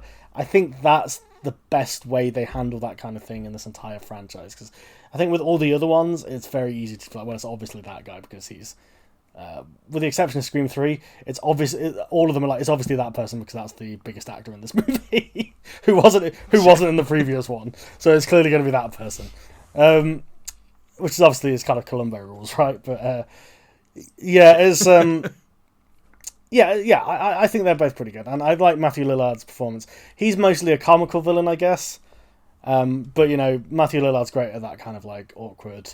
He does get some pretty sinister moments, though. Oh yeah, he does, but you get the sense that he's very easily led, and that's how he's ended up into this life. Yeah, there's a lot of people online that have always suspected that Billy and Stu were secretly gay, and the way that they're framed in certain shots kind of gives you that. Oh vibe. Yeah. Like when they're sort of taunting Sidney and telling her their plans, like Matthew Lillard is always kind of draped over Skeet Ulrich's shoulder. Yes, and but then we have. Am I right in thinking this is the only one where their motives are not directly related to cinema, right? Because all the other ones have a big rant about. The thing about being in a slasher movie is the sequel means that you gotta kill a bitch or whatever the fuck, right? But like. In this one... Yeah, their motives are a lot more personal, aside from some of the other killers. Yeah. Like, one of the killers in Scream 2 has a very personal... Oh, yeah, we'll get there when we get there. But this is... I think what I'm saying is this is the best motive rant as well, which is why they get a high rating. Because, they do... They kind of... The only real, like, meta wank they have in this scene, as far as I can remember, is where she's like, oh, you sick fucks, you've seen too many movies. And it's the classic line of, don't blame the movies, they don't create killers, they make killers more creative. Like, that's perfectly fine as far as I'm concerned. Some of the later motive rants get a little bit like, alright, come on, let's wrap this bad boy up. Like, But I also, the other sort of meta line is where they talk about how Billy and Stu are going to position themselves as the survivors of Sidney's dad's massacre, which they do by stabbing each other, which is such a great scene where they're just knifing the shit out of each other. And Stu goes on to talk about how they're going to plan the sequel because these days you have to have a sequel. That's kind of, but again, it's more underplayed in this one than when we get into certain other ones. Where the killer practically sits them down to be like, okay, the thing you need to understand about a remake is this. And it's like, all right, buddy. Credits should have rolled 10 minutes ago, baby. But ultimately, Sidney comes out on top because she drops a TV on Stu's head. Yes, and good kills move. him, which is a really good move. Billy is shot by Gale. She sort of takes him out. which is one of my favorite lines in the movie, which I didn't forget the safety that time, you bastard. Yeah, I really like that line. And then we have the great moment where Randy does this is the moment where the supposedly dead killer gets back up for one last scare. And as Billy does lurch up, Sydney just puts a fucking bullet in his head and kills him. Not in my movie. Because she is bad bitch supreme. Yeah, so that's kind of Scream 1. I think we've covered all what you need to cover on that, to be honest. Yeah, I think it'll be, once we get into the sequels, it'll be a bit more of a breeze. So, Scream 1, do we think, what's the rank system of this? Is it screamingly good? Screamingly bad? No, that's not right, is it? It's, is it good? Hang on, wait, what's the rating system? Good, but I hate it. Good, shit, or shit, but I love it. Shit, but I love it. I mean, Scream is just good. It's just a good movie. Yeah. I have to agree with you there. I can't really give it anything else. I mean, it's a good movie. It's not one of my favourite movies. It's not one that I would return to often, but I get why people like it. For me, I think it's even though it's kind of quaintly just, I think it's very well written. It's very well acted. It's really well directed. I think it might actually, to my mind, it might be Wes Craven's best movie. You've not really seen good staging of the People Under suspense. the Stairs, though, have you? I've seen The People Under the Stairs, and that's a great movie. That is Wes Craven's best movie, but yes. Okay, all right. I might need to revisit that one. I haven't seen it for a while. But I think this movie is so well put together. I think it's one of those movies. I find it a really comfortable movie. I've watched this so many times, and I really, really enjoy it every time I watch it. I don't know. I just really, really love this movie. I think it's just one of the best slasher movies ever made. I think it's just great. I really love it. Yeah, I mean, I can kind of get on board with that. I mean, I think it's one of those movies you either see it at the right time or you don't. And I think the people who saw it at the right time, like you, become kind of obsessed with it, and it's like it becomes kind of a comfort movie. It was very Yeah, it's very instrumental in me getting into horror movies. One of the first horror movies alongside the original Halloween that I saw and really loved. And this came out in '96, likely came out on video, because VHS was around when this movie came out. My sister and my mum rented this movie, and I vividly remember, I don't know why I was in the room for this, but as a kid, and so this would have been like 97 time, so I would have been about 5 or 6 years old, saw the opening scene with Drew Barrymore. Not the whole thing. Yeah, okay. Oh, so you saw like arguably the most harrowing bit. And it fucking traumatized me. I was petrified of it. Yeah. But not too many years later, I actually saw the movie properly. And absolutely loved it. But yeah, I was, as a very young child, saw most of that opening scene with Drew Barrymore, and yeah, really fucking scared the life out of me. And I think that's kind of another reason I like it so much. Yeah. It had a very profound effect. Yeah, I can imagine. Yeah, and I think that is something that a lot of people say about this movie. Like, it got them into horror. So with that in mind, like I can understand why it's a staple for a lot of people. I think the reason it's kind of not for me, although I can appreciate its qualities, is like, I just kind of missed it when I was getting into horror, and then circling back to it was like, oh, okay, there's this thing, you know. But it's an entertaining watch. Rewatching it for the first time in well over a decade the other day, I was like, it mostly holds up, you know. A few things aside, like obviously the kind of meta commentary is not as revolutionary as once it was. And also, I think, I have to kind of ding it a little bit for, I do feel like this movie kind of gave Joss Whedon a pass to be on his bullshit for about a decade. So I kind of... Yeah. I'm kind of like... I see that. It spawned some good and it spawned some bad. But as is always the way with an influential film, I suppose. Yeah, if I have to levy any real criticism of this movie, and this is real kind of nitpicking, but there is one scene I hate, because it's fucking stupid. It's the part where Sydney and Tatum are food shopping, and they're being followed by Ghostface. Yeah, okay, sure. Ghostface is just out in public following them around a supermarket, and I really just don't like that scene because I think it's stupid. It feels like a studio note. So that is a weird scene. It doesn't really make sense. And some sections of the fandom think that that's not either Billy or Stu. They think it's like a prankster. They think because there's a point where you see a kid running through the school dressed as Ghostface scaring people. Yeah. They think, there must have been, maybe there were more people out and about dressed as Ghostface. But I was like, well, they draw significant attention to the fact that they're being followed. And I really hate that, because there's a bit earlier where Ghostface is like lurking in the bushes outside Sydney's house. I'm like, that feels more on brand, I guess. Like, that would make more sense. Yeah, and that's very the Michael Myers, right? Like, that's a shot in Halloween. Yeah, exactly. Yeah, but I hate that fucking bit in the supermarket. It's the only bit of the movie that if I could cut it out, I would. Fair enough. With that, then, shall we breeze on to Scream the second? We should, yeah. So Scream 2, which came out a year later. Yeah, I was surprised to learn that. There was a real 1-2 punch. Yeah, like from what I gather, they pretty much wrapped on Scream 1, released it, and then just went straight into production on Scream 2, purely because Kevin Williamson already had the script written. Yeah. But had to change the script. So this is a little sort of bit of backstory on Scream 2. So Scream 2 had to change the ending because during production, the script leaked online. And it was one of the first sort of major instances of like a movie having its script leaked online. So they had to change the identities of the killers because they realised that nobody would go and see it if they already knew who the killers were. That's kind of the big draw, really, isn't it? So as we get further in, I'll sort of mention the sort of original ending. But I think the ending of the movie that we actually got is much better. I prefer the resolution that they gave it. Yes. I want to just quickly say a few words about this movie, right? Before I let you kind of have your fun with it.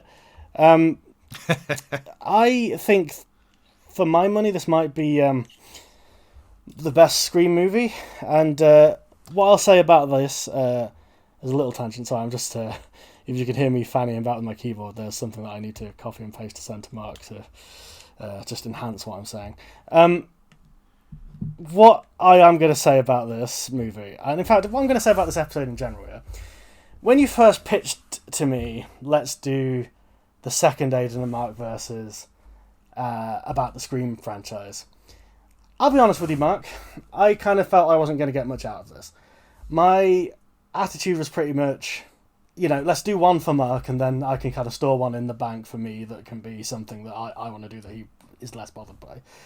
But I have to say, I was wrong. I got a lot out of this movie marathon of Scream movies, I would say. And specifically, I got a lot out of this movie in general because I surprisingly, shockingly to me anyway, found one of my favourite films of all time.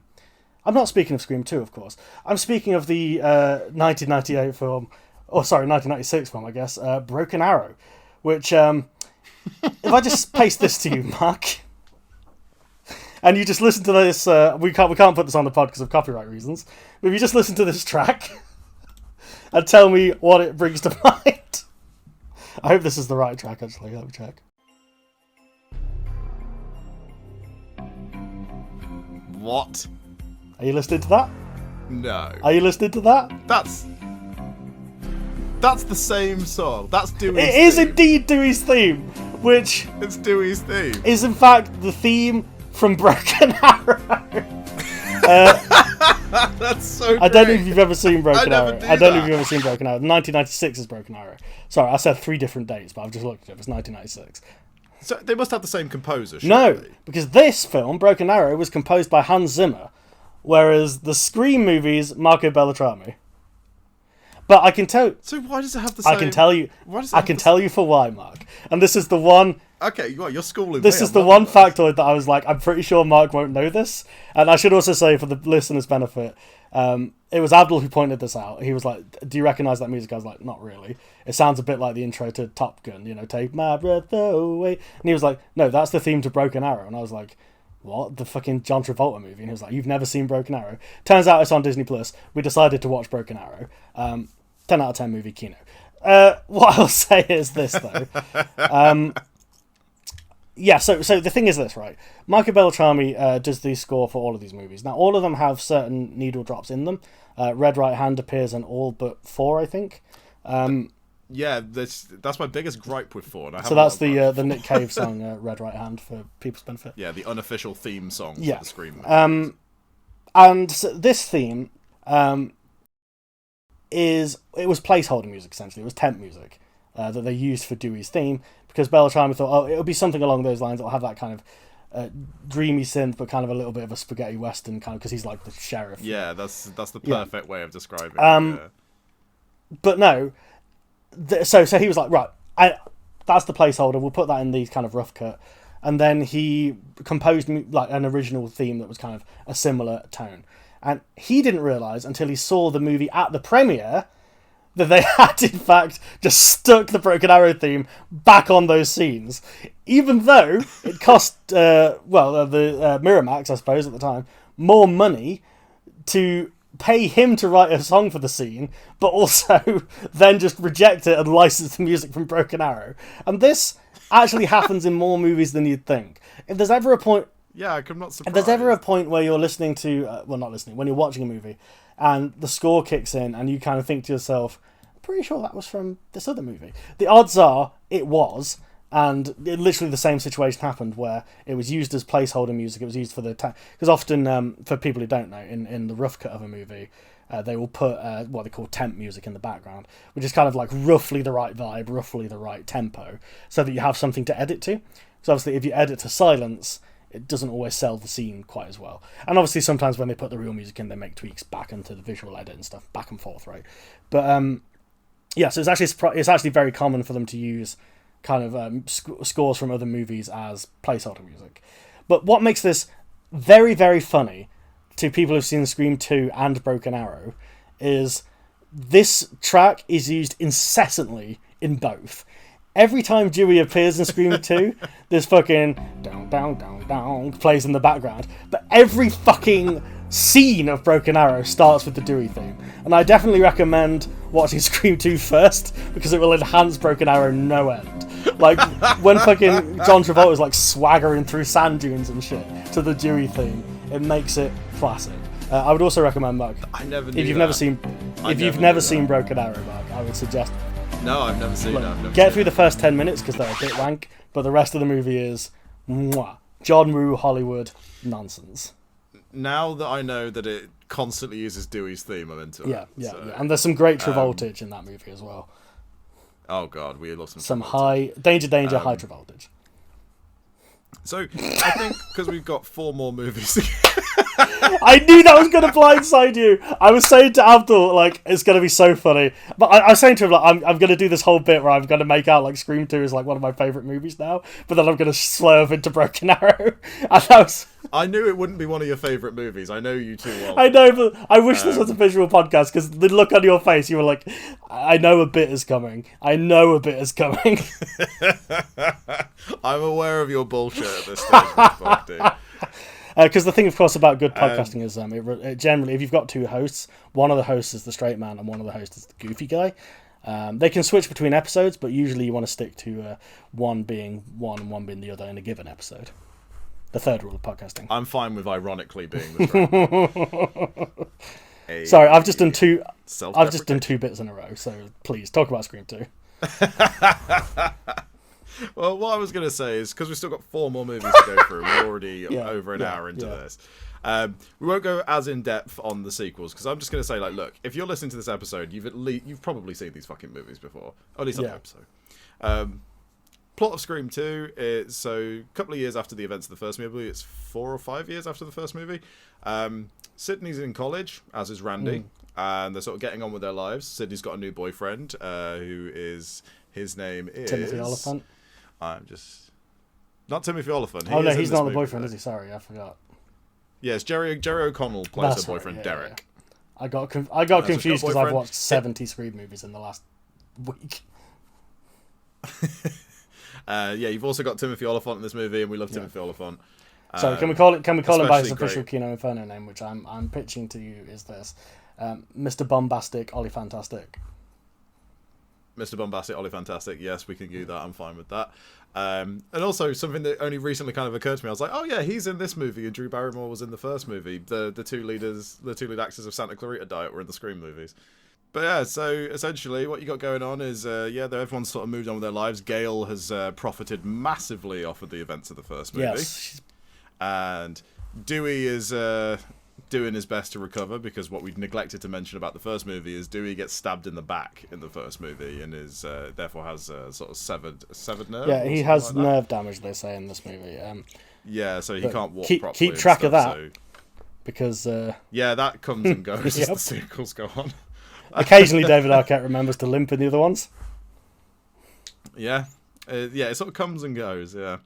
And so the events of this movie start when the movie Stab, which is based on the book that Gale wrote about the events of the first movie, where Stab has rather tastelessly been turned into a slasher movie. Yeah, this is something that I do kind of want to flag up about the whole Stab thing, because this becomes a running joke. It's a bit weird that this, in the reality of this movie, they're like, oh, because I was saying this to Abdul, like, that's like if somebody wrote a book about Colin Pitchfork, who's a murderer from down my ends, and they made it into the movie Fork, and we all went to see it, like, what a fun slasher movie this is. Like, you know what I mean? It's quite weird that they did that. Like, yeah. But I feel like on some level that's part Yeah, of it's a gag, obviously. Yeah, it's a gag, and they're also kind of pointing out, like, horror audiences are hungry for this shit, and, you know, there's a whole thing. But that does lead to, well, in the context of the story, the opening weekend for Stab is what prompts the new killers to sort of come out of the woodwork and start doing a recreation of the murders in Woodsboro from the first movie.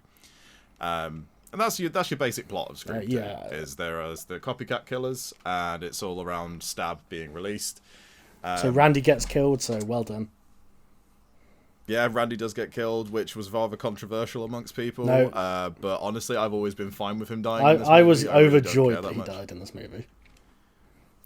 Good. And the scene where he gets dragged into the back of a van. Good riddance. And stabbed Good to death. riddance.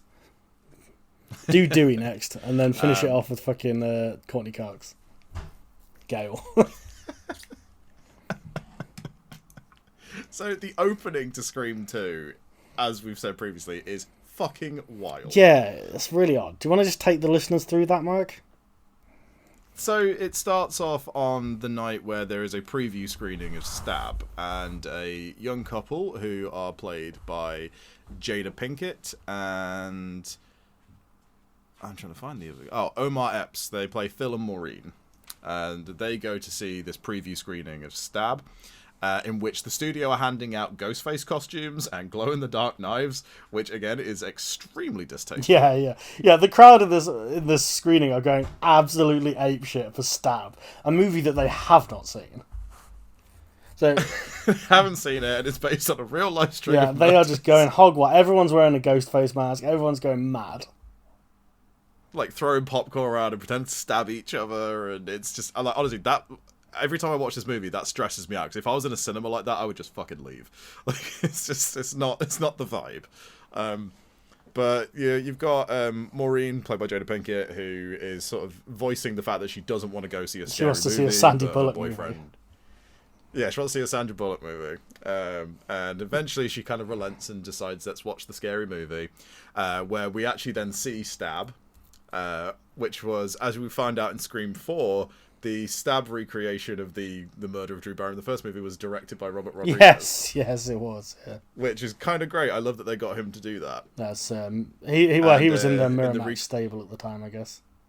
That's true. Yeah, I just like that they got him to film that scene instead of getting Wes Craven to do it. And that scene definitely does have like a slightly different flavor to what Wes does. And in the recreation, you've got Heather Graham playing Casey Becker, which is always nice. I like Heather Graham. I'm always happy to see her show up. Yeah. And so Phil goes to the toilet midway through the movie and is stabbed to death in the cubicle in a scene that I feel Scary Movie has completely ruined. Yes. If you remember the scene. Yes, I do. Yes. Where instead of getting a knife through the side of his head, he gets a penis through his head. The glory hole. A very classy movie, Scary Movie. So after dispatching Phil, the killer takes Phil's jacket, keeps the Ghostface mask on, and goes and sits back down in the cinema next to Maureen. And Maureen's watching the movie, and then we get this really nice sort of juxtaposition where on the screen Heather Graham is being cut up by the killer, and then the killer starts stabbing Maureen to death in the crowded theatre where nobody is paying attention to it because they're all just going fucking insane over this movie. Yeah. That's based on a real crime that happened. And when she like crawls out or like walks out in front of them like bleeding to death, they all think it's like promo for the movie. Yeah, which I was just like, I love this scene because it's just fucking chaos. It's absolutely It is chaos. kind of a fever dream, this opening scene. Like it's so over the top, but It's one of my favorite scenes in the series. Oh yeah, it's absolutely buck wild. It's And like, yeah, it is. It really kind of sets the tone, I think, and it really kind of hammers home like this is a sequel to Scream. Like we're doing Scream. And boy, do they hammer that home. Jamie Kennedy once again telling us the rules of a movie, but this time it's a sequel. Yeah, so like let's not get too bogged down in like the plot details. So essentially, killer starts striking again, and Gale is quick to deduce that what the killer is doing is murdering people who share the same names as the original victims in Woodsboro. So Maureen is obviously Sidney Prescott's mother. Phil's name is Phil Stevens, and Steve was the name of Casey's boyfriend in the first movie.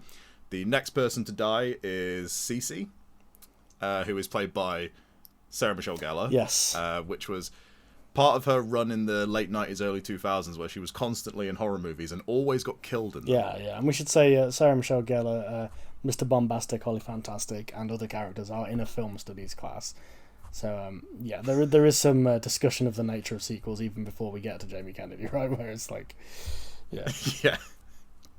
Well, yeah, because it's good that you mentioned that film studies scene, because that's the bit with Randy that irks me, where he misquotes aliens. Yes, I did notice that myself. And I feel like maybe that's supposed to be an intentional thing. Yeah, I never know really how intentional Randy being an annoying cunt is. Yeah. Because, like, with the best will in the world, this is the kind of movie Randy would make. So I'm kind of like, okay, what am I supposed to feel about this? Am I supposed to be like, oh, what a douche, what a dick? Like, am I supposed to be like, oh, he's a weird nerd? Or am I supposed to think, like, yeah, Randy's cool? And I don't think they ever really figure that out. But luckily he gets killed in this movie, so you don't have to worry about it anymore. Yeah, I feel like I feel like Randy works in the first movie as being the kind of film savvy one to kind of point out what's going on, but when you kind of get into the second movie, he's not really needed anymore. Especially since the villain of every subsequent Scream movie will explain why their motive ties into sequels, remakes, through end of trilogies. Like, Randy becomes because I think we can kind of gloss over the plot elements. Really, I think you've summed it up well enough there. Our main characters reconnect to try and fight the new Ghostface, because obviously they realise that it's building up to Sydney, as in the real Sydney, our Sydney. We find out though that Mr. Bombastic, Ollie Fantastic, is one of the Ghostfaces, and he is giving one of the strangest performances of his career in this movie. We love Timothy Olyphant. He's got such a weird energy. He's the classic example of a guy who, like, he's got leading man looks, but he's such an odd kind of quirky actor that I think Hollywood didn't really know what to do with him for a while. You know what I mean? He kind of always has this, like, slightly... Do you know what? He is kind of the modern Kurt Russell. He has that element where you'd think of him as a leading man, but he always kind of approaches it with that sort of slightly ironic, slightly tongue-in-cheek vibe that I think Kurt Russell does really well. And I think, again, like Kurt Russell, Hollywood didn't quite know how to plug him into movies properly. I think I like Oliphant at his best in films like this, and again, like I said, Santa Clarita Diet as well, where every single fucking scene he looks like he's like just on the verge of a mental breakdown. Did you ever see? I think he plays. Did you ever crazy see Deadwood? Well. Not fully, but I've seen. Obviously, he's in it, isn't he? And I've heard he's. Yeah, that was a good show. It's him and Ian McShane, isn't it? Yes, it is. That is again another example of a show that came out when a couple of years earlier than it should have. It kind of precedes the golden age of television. It could have been a part of it, really, but it's in that weird hinterland between The Sopranos. Like 6 Feet Under as well. But they're starting to get these shows where people are like, oh, maybe TV shows are good now. Anyway, we're getting sidetracked. So the killers turn out to be Mr. Bombastic, Ollie Fantastic, whose motivation seems to be fame and fortune, basically. He wants to become immortalized through the trial. Yes. He wants to be found guilty of the Ghostface murders and then get acquitted and blame the movies. And that's going to be his defense. And he's going to get like the Christian Coalition on his side and, like sort of conservative lawyers, like really famous conservative lawyers to defend him and stuff. And like that's his whole thing. He just wants to become famous through what he's doing and blaming the movies. And his accomplice in all of this, who turns out to be Laurie Metcalf's character, who goes by the alias of Debbie Salt throughout the movie. She's a local journalist that keeps hounding Gale throughout the course of the movie. Turns out she's the killer, and also she's Billy's mother. Yes, but also that Billy's And- dad shagged Neve's mum. Right. Yes. And so her motive is simply revenge. Yeah. She just wants to get revenge because at the end of the first movie, Sydney killed her son. Yeah. Pretty straightforward. I think Laurie Metcalf is pretty great in this. Yeah, she is. I will say this is kind of the first movie where, for me, I kind of started to go, the two killers thing is starting to drag these final acts down. Because we've got not one, but two villain rants in this scene. And it's kind of like, okay. It starts to get to a point where it's like either pick the quote-unquote realistic motive or pick the meta wank motive. Let's not try and split the difference, because one thing that I do want to mention as a real complaint about all these movies for me, not one of them is 90 minutes long, and all of these movies are begging to be 90 minutes long. No, I will agree. And Scream 3 is especially there's some that where it's more wearing than others, for sure. Yeah. So what I was gonna say is, you know what we haven't mentioned is old what's his tits, the bloke who gets done for the murder in the first one. He comes back in this one. Oh yeah, Cotton Weary. So because Cotton Weary is the character who was originally Lee Schreiber. framed Fuck me, for, why did I blank on his? Yeah, it's played by Lee Schreiber. Sorry, go on.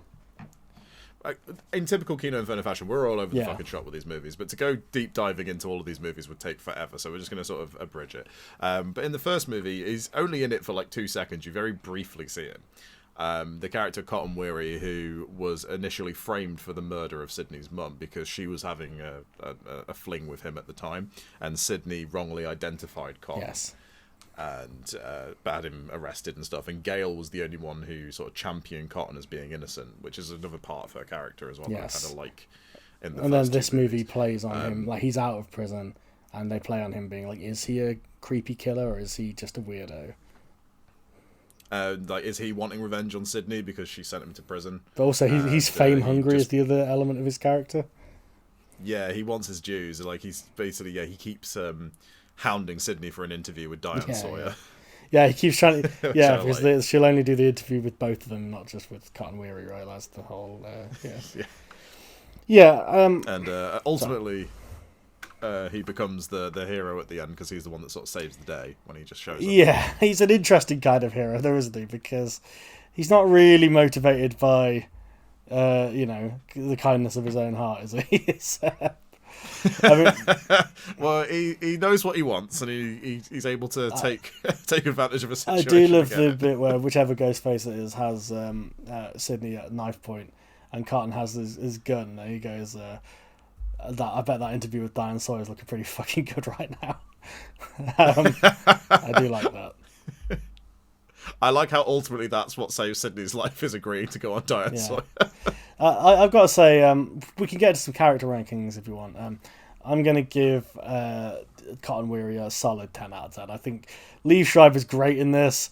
He's playing it just correct. He's not overdoing it, but he's doing it with enough of a twinkle in his eye that you know that this is a slightly ironic, tongue-in-cheek performance as the creepy guy who's not the killer. Like, he knows he's playing an archetype, but he plays it so well. Yeah, and I think the movie does well having him sort of slink in and out of it as well, because it gives you enough sort of reasonable doubt to think that he could be the killer because he's sort of in and out of events. And I think, they play his character really quite well in this, and when he ultimately turns out to be... and he clearly enjoys fucking with people's heads is the other thing. Like, there's several scenes like with Gail and with Sydney where he's deliberately being like, he's cottoned on to the fact that they know that they think that he's the killer. And he starts just fucking with them a bit.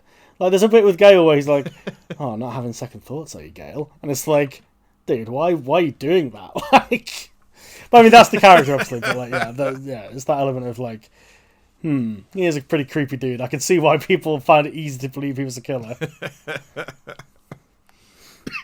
But I do like that. That's something that continues on from the first movie. That Cotton does become a more sort of integral presence in the second one. That's a nice bit of continuity. It's a nice bit of continuity. I also really like the whole bit where when Mrs. Loomis is first revealed as being the killer, in which you've got Laurie Metcalf doing her best Mrs. Voorhees impression. I do like it where Sydney's the only one that recognises her. And Gail's like, but I've seen photos, and I'm pretty sure it's Sydney that remarks like, yeah, this is like 60 pounds in a lot. Yeah. They're like, she used to be fat, basically. I like that a lot. Let's wrap, unless you've got anything else to say about Scream 2. I like Scream 2 a lot. It's not my favourite. The first one is my favourite. I do like Scream 2 a lot. I think it's got probably the best set pieces in the series. The cinema scene, for example, is great. The scene in the car, actually, I'm glad you brought that up because I forgot to mention it, but that is one of the scenes that I like the most out of all these movies. So we should say Ghostface has Sydney and her friend locked in the car. He crashes the car, right? Yeah, he crashes the car with the detective on the... Yes, that's right. The detective gets the baby driver treatment where he gets impaled by the thing, yeah.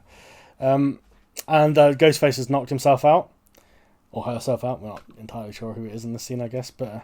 I believe that's Oliphant in that scene. And they can't unlock the car door, but the car window is... they can open the car window and escape out the front. But they have to climb over Ghostface to get out. And that scene is brilliant, and I wish there was more scenes like that in these movies, because that is like a genuine interplay between the farcical nature of it and the genuine tension of like, oh my fucking god, I think the other scene in this movie that, to my mind, does that well is the scene where Gale gets chased through the audio department at the university. Yeah. I think that's a really solid, suspenseful chase scene where she's sort of like ducking and weaving between the sort of audio barriers and stuff, and it's the way that the two characters kind of sort of slink in and out of it. I think it's really well staged and really well choreographed, and it's capped with that bit where Dewey once again gets shanked up good and proper by Ghostface. Somehow survives. That's another element to keep track of. Dewey and Gale start getting it on in this movie. They do. It's one of my favourite moments where they start making out, and Ghostface puts the tape on, and Gale stands up, and Dewey's hands just stick into it. Yeah, that's pretty funny. That's a fun little moment. So yeah, let's just quickly do some character rankings then. So I've said Cotton Weary 10 out of 10. Yep, Sydney, 10 out of 10. Sydney's great in this movie, especially in the finale. That whole finale in the theatre with like the Ghostface reveal and stuff is great. It's really over the top and ridiculous. Mrs. Loomis. I think it's because I really like Laurie Metcalf in this, but I think she's like a solid 7 or 8. I don't fully buy her as Ghostface. No, I don't either. I think performance gets her to about 7 for me. Yeah, and I'm pretty sure the only person that she admits to killing is Randy. Yes, yeah. Oh, well, that bumps her up. Yeah, good point. Let's give her an 8. Yeah, because she kills Randy because Randy starts slagging. She wisely killed Randy. Yeah. What about Oliphant? Yeah, Bombastic, Ollie Fantastic. I think we're gonna have to give him a 10. He knows what movie he's in, and in every scene he's in, he's an absolute delight. Yeah, brilliant. I think the other two characters that are sort of like central, you've got Hallie, who's Sydney's sort of friend who doesn't really have a purpose in the movie. Yeah, she's kind of a 5 character if ever I saw one. Yeah. She in the original script, she was one of the killers. Oh, right. Yeah, it was going to be her, but that's what got leaked online, so they changed it. Yeah, so that went out the window. And then you've also, I'll always give Sarah Michelle Gellar a 10. I really like her in this little cameo. Yeah, she's not in it too much, but I feel comfortable giving her like an 8. Yeah, I think it's because, Sarah Michelle Gellar is always just a charming actress, in my opinion. And this was part of that weird point in her career where she was in horror movies, and I feel like it was just a very blatant attempt to be like, she plays Buffy, so she needs to also play victims. Yeah. Is that all the kind of... my thoughts on Dewey and Gale. They haven't changed in this movie. Yeah, that's fine. The only other character is Derek, Sydney's new boyfriend, who gets that weird scene where he sings in the canteen. Yeah, that is a really weird scene. And Oliphant is kind of backing him up. Oliphant's great. Yeah, that scene. Oliphant has a look on his face that suggests that Timothy himself is like, don't know what's going on in the scene, but I'm gonna just power through, baby. It's just the way he's just sort of like dancing aside. Yeah. It's just he's great in that scene. Derek, I think they do a good job of painting him as a red herring and trying to like make you believe because the that boyfriend he's was the killer in the first movie. Yeah. Yeah, and I think they do a decent enough job in sort of seeding that. And they are, one of my favourite parts of the ending as well is where when Oliphant is first revealed as the killer, where he basically says to Sydney that him and Derek were the killers, and he's trying to lead her to believe that. And obviously that's not true, but I kind of like that they go down that direction slightly. Okay. And then obviously he kills him. I think we should probably move on to the most beloved entry of the Scream franchise. Well, what you got to say about Scream 2? Sorry, shit. Do we think it's screamingly good? Horrifyingly bad? I think it's screamingly good. I think it's not too far off the first one. One thing I love about you is that you just immediately roll with any bit that I'm clearly doing as a joke. I appreciate it, and we stand a legend. No, but with the proper rating, I think, I'm giving it a solid good. I like Scream 2. Yeah, I think it's a solid sequel. It builds on the first one in quite a few decent ways. It's got some of the best set pieces. And a guy on YouTube that I watch quite a lot, Zach Cherry, he made a really good point about Scream 2, that it feels kind of almost more like a giallo movie than a slasher movie. Okay. Because the characters are a lot more proactive in the second one in trying to solve the murders. Which I suppose that's an element. You've got the biggest set That's an element of all these movies, the whodunit element, which is very giallo, I suppose. Yeah, I think this one kind of leans into it because this one's a bit more grandiose. You've got the bigger set pieces. You know, like the whole finale in the theater, for example, is really it's definitely more bombastic than the first one. Yeah, I mean, because you've got Mr. Bombastic, Ollie Fantastic, so instantly ups the rating. I think I agree. It's a good movie. I will say, for my money, I think it's slightly more entertaining than Scream, but that might just because I'm less familiar with 2. Like I'd seen it before, but I'd forgotten it entirely, essentially. I think as well because it's a much more dynamic movie as well. It's like a more refined Scream 1, I guess. What I'll say about that is, as much as I like this movie, this is for me where the cracks are starting to show. And I know that I'm going to have some controversial opinions about later Scream movies. We'll get there when we get there. But for me, this is when the meta starts to get a bit... Alright. And... I think Oliphant's speech at the end, he delivers it very well when he's given all this talk about sequels and like, we're going to blame the media and all this kind of stuff. But this is where, for me, it starts to get a little bit... And I you know what? I had some hope when they killed Randy. I was kind of like, okay, I think we're moving past this meta for the sake of it thing, and we're going to move on. But then they do kind of bring it back to the whole idea of sequels. It's got to be bigger and better than the first one and blah, blah, blah. And that's fine. I think this movie has less to say about what it's deconstructing than the first one did. And I think every subsequent movie has less to say about what it's deconstructing and says it with more words. And that kind of becomes the issue as we go along. Because I don't really think this has any profound... And by profound, I don't necessarily mean like, deep and resonant, but I don't think it has any particularly sharp observations to make about sequels, really. It just kind of... No, I think it's just sort of saying let's do another Scream movie, but through the lens of how horror sequels are done. I don't think it's like making any kind of real commentary on them. It's just sort of going, this is how sequels work, so let's kind of. And to me, that becomes an element of these movies that is very wearing. I think, where it's like you're just saying stuff, you're not really saying anything about it. Like you're just kind of going, this is a sequel, so there's got to be more violence and it's got to be a higher kill count. It's like, okay. But what are we saying about that? Like, is there anything... Got anything in the tank there, boys? And I think, as it goes along, that gets worse and worse. And kind of Scream 3, which we'll segue into in a minute, definitely takes the worst elements of this and puts it front and centre. Yeah, if we move into Scream 3, like, I don't think we need to talk too much about it. No, it's a big piece of shit. Scream 3 is... more often than not considered the worst one in the franchise, and it's easy to see why. Because this one, sort of quick summary of the plot of the third movie, this is set in Hollywood during the production of Stab 3. So they've already made a movie based on the events of Scream 2. That's already been and gone. And now they're doing Stab 3, which is a sorry to original interrupt, but that is story. another element where, again, the cracks are starting to show for me, where it's like, okay, we've got this whole Stab franchise happening in the background. Bear that in mind, because I think they do some fun stuff with it later on. But definitely, when I was watching this one, I was kind of like, we get it, all right? It's Scream. We get it. Yeah, this. I mean, I watch these movies like at least sort of once a year, and Scream 3 is always the one that I'm always the least looking forward to. There is some stuff in this movie that I do really like. I have to admit. There's someone in this movie that I really like. A special little treat. The double P. Parker Posey, baby. Parker Posey does steal this movie. I think she almost steals it from Neve Campbell. Look. You know, I'm pulling for Big Neve in these movies. Yeah, she's Big Neve to me now. The Big Neve on campus. But I've got to say, the double P, the deranged maniac, the IRL deranged maniac, Parker Posey, just absolutely smash and grabs this movie. She doesn't just steal it. She fucking beats down several other people to take it and just runs wild with her performance in this movie. Love it. Love everything about it. No notes. But the movie that surrounds her is not enough.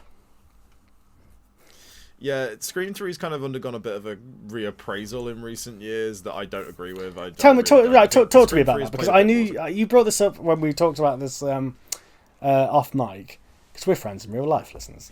But we don't just communicate on this show. But yeah, tell me about this, because I'm interested. Because as I said, I didn't really do any research for these movies because I wanted this to be your time to shine.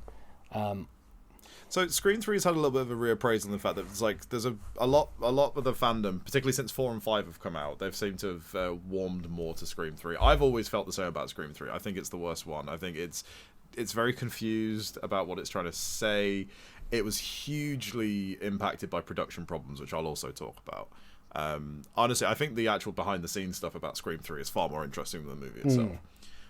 But a lot of fans are definitely appreciating it more as more of a comedy, because I think Scream 3 does play things as more of a broad comedy. Yes. Because the horror elements of this one are really lacking. Yeah, there's not really any memorable kills in this, I don't think. And no real blood or anything. There is a reason for that, though, because this movie did come out just after Columbine. Yeah, that was one of those periods of American movies, American pop culture, where they were like, the movies are making the kids into killers. Yeah, and they're trying to ease on the violence and stuff. So Scream 3 is lacking a lot of bite comparatively. So they kind of make up for it. We're trying to go far down this rabbit hole of humor, which doesn't quite work for me. The long and short of the plot is that Sydney, after the events of the first two, is understandably traumatized and is living as a recluse, and she's working as a sort of guidance, well, not guidance counselor, but a sort of Samaritan style thing for women.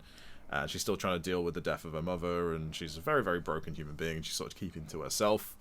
Meanwhile, the production of Stab 3 is going ahead, with Dewey working on it as an advisor. For some reason. I don't get that.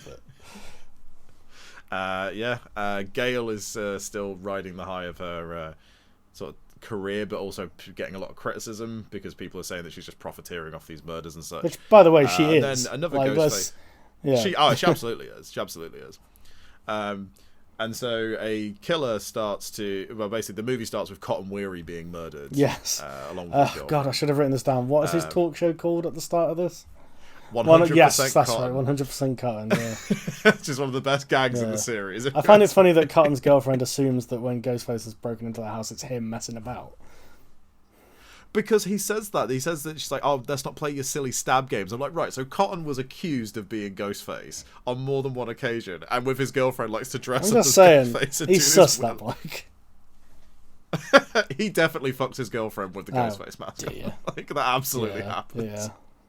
He calls her Maureen while he does it. It's very weird. Yeah. But yeah, the movie starts with Cotton being murdered, which obviously Gail is informed by Detective Kincaid. Who is played by, is it Patrick Dempsey? Yeah, right, yeah. It's really weird, because there's Patrick Dempsey and there's this other guy. Who's the other bloke? The other detective, who are just kind of comic relief characters. Yeah, Dempsey's shit in this, though. Yeah, he's just really not charismatic at all. But Cotton's death is what brings Gail onto the production of Stab 3, because Cotton was to have a cameo at the beginning of Stab 3 where he gets murdered. Yes, that's right, yeah. And so the killer is following the patterns. Which, by the way, a buck wild detail, because in universe, these movies are essentially true crime movies that have become slasher movies. So one of the victims, one of the survivors, is getting a cameo as a murder victim. playing himself. Very I guess, weird. Maybe? Very weird. Very, very weird. Yeah. The Stab franchise I'd love to know more about, because as we find out when we go into Scream 4, the Stab franchise is one. Yeah, it is. You know, Stab 5 is about time travel. Yeah. We'll get there. But so the killer starts patterning the murders off the script for Stab 3, which then means we meet the actors and such, which is where we get MVP Parker Posey. Yeah. What's her character called? And then eventually... it's irrelevant. It's just Parker Posey. She plays Jennifer Jolie. Of course, yes. And she's playing Gail Weathers in the movie, right? That's the whole bit, Yeah. It's a shame we never see any of the footage of Stab where she's playing Gail Weathers, because I would love to see that. And the fact that she's played Gail in the previous movies, and it's also revealed that Gail was to be the murderer in Stab 3, which I think is a fun little note, because that's always been a theory as the series has gone on. Whenever the new movie is announced, people have always speculated that Gail will eventually become Ghostface because she has nothing to write about, which I think would always be incredibly lazy, and we shouldn't go down that path. Yeah, I can't really see that working without being incredibly annoying, to be honest. Yeah, and I just think like that would completely go against Gail's character. It wouldn't fit. Yeah. I mean, you know what my theory was while I was watching, because actually I should say for the listeners' benefit, it turns out I had never seen Scream 3. I thought I had, but then as we were about to fire it up, Avdol went, "Oh, this is the one with Jay and Silent Bob in," and I said, "What?" And it turns out I'd never seen this movie before. Wisely, I should say. My theory was because one of the games that the Twisted games Avdol was playing with me, both with the ones that I've seen and the ones that I've not seen, because obviously he knows that I have a tendency to forget films that I've not seen over and over again. He was saying, he's trying to get me to predict or remember who the killers were. So my fan theory for this movie was that Sydney would turn out to be Ghostface in this movie, which I think is kind of set up a little bit. Like, they go down that route. But it didn't turn out to be that. It turned out to be something much, much dumber.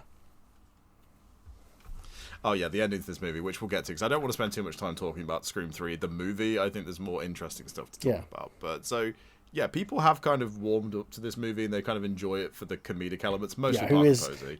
Incredible. Things like Carrie Fisher's cameo. Yeah, I have to say, Carrie Fisher's cameo was one of the moments where I was very confused and slightly enraged. Because we should explain the scene, because we need to. Okay, so there's a bit like, what is her role in this? Because she's one of the people that during Gail's investigation, in which Parker Posey is following her around, they end up talking to Carrie Fisher, right?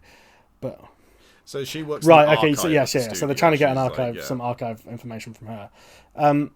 She is playing a character who looked a lot like Carrie Fisher, and they say, "Hey, aren't you?" And she's like, "No, I'm not Carrie Fisher. I was almost in Star Wars though, but guess who the role went to? The one who slept with George Lucas." And this scene sent me into a world of confusion for some time, where I was like, sorry, is this movie suggesting that, well, A, Carrie Fisher slept with George Lucas to get into Star Wars, which I don't think is the case. B, this woman just looks identical to Carrie, is Carrie Fisher. What's the gag here? Like, I really don't get it. Like, it's one of those cameos where I was like, is this just me being, mildly autistic, or is it just like, I don't understand this joke? I don't get it. I mean, I'm always just happy to see Carrie Fisher, for sure. They're like great, but yeah. And part of me is very much convinced, because I know that she often, whenever she was in movies, she'd actually do like script rewrites and stuff. She was like a script doctor professionally. Part of me thinks that entire scene is very much her humor. It's entirely possible, but it's definitely one of those scenes where I was like, sorry, can we stop with the meta wank for a minute and just go, what is this? Like, it just feels like Carrie Fisher just thought it'd be a laugh and did it. I honestly think the gag would be better if it was Carrie Fisher and they were like, hey, aren't you? And she was like, look, everyone says I look like Carrie Fisher, I just don't see it.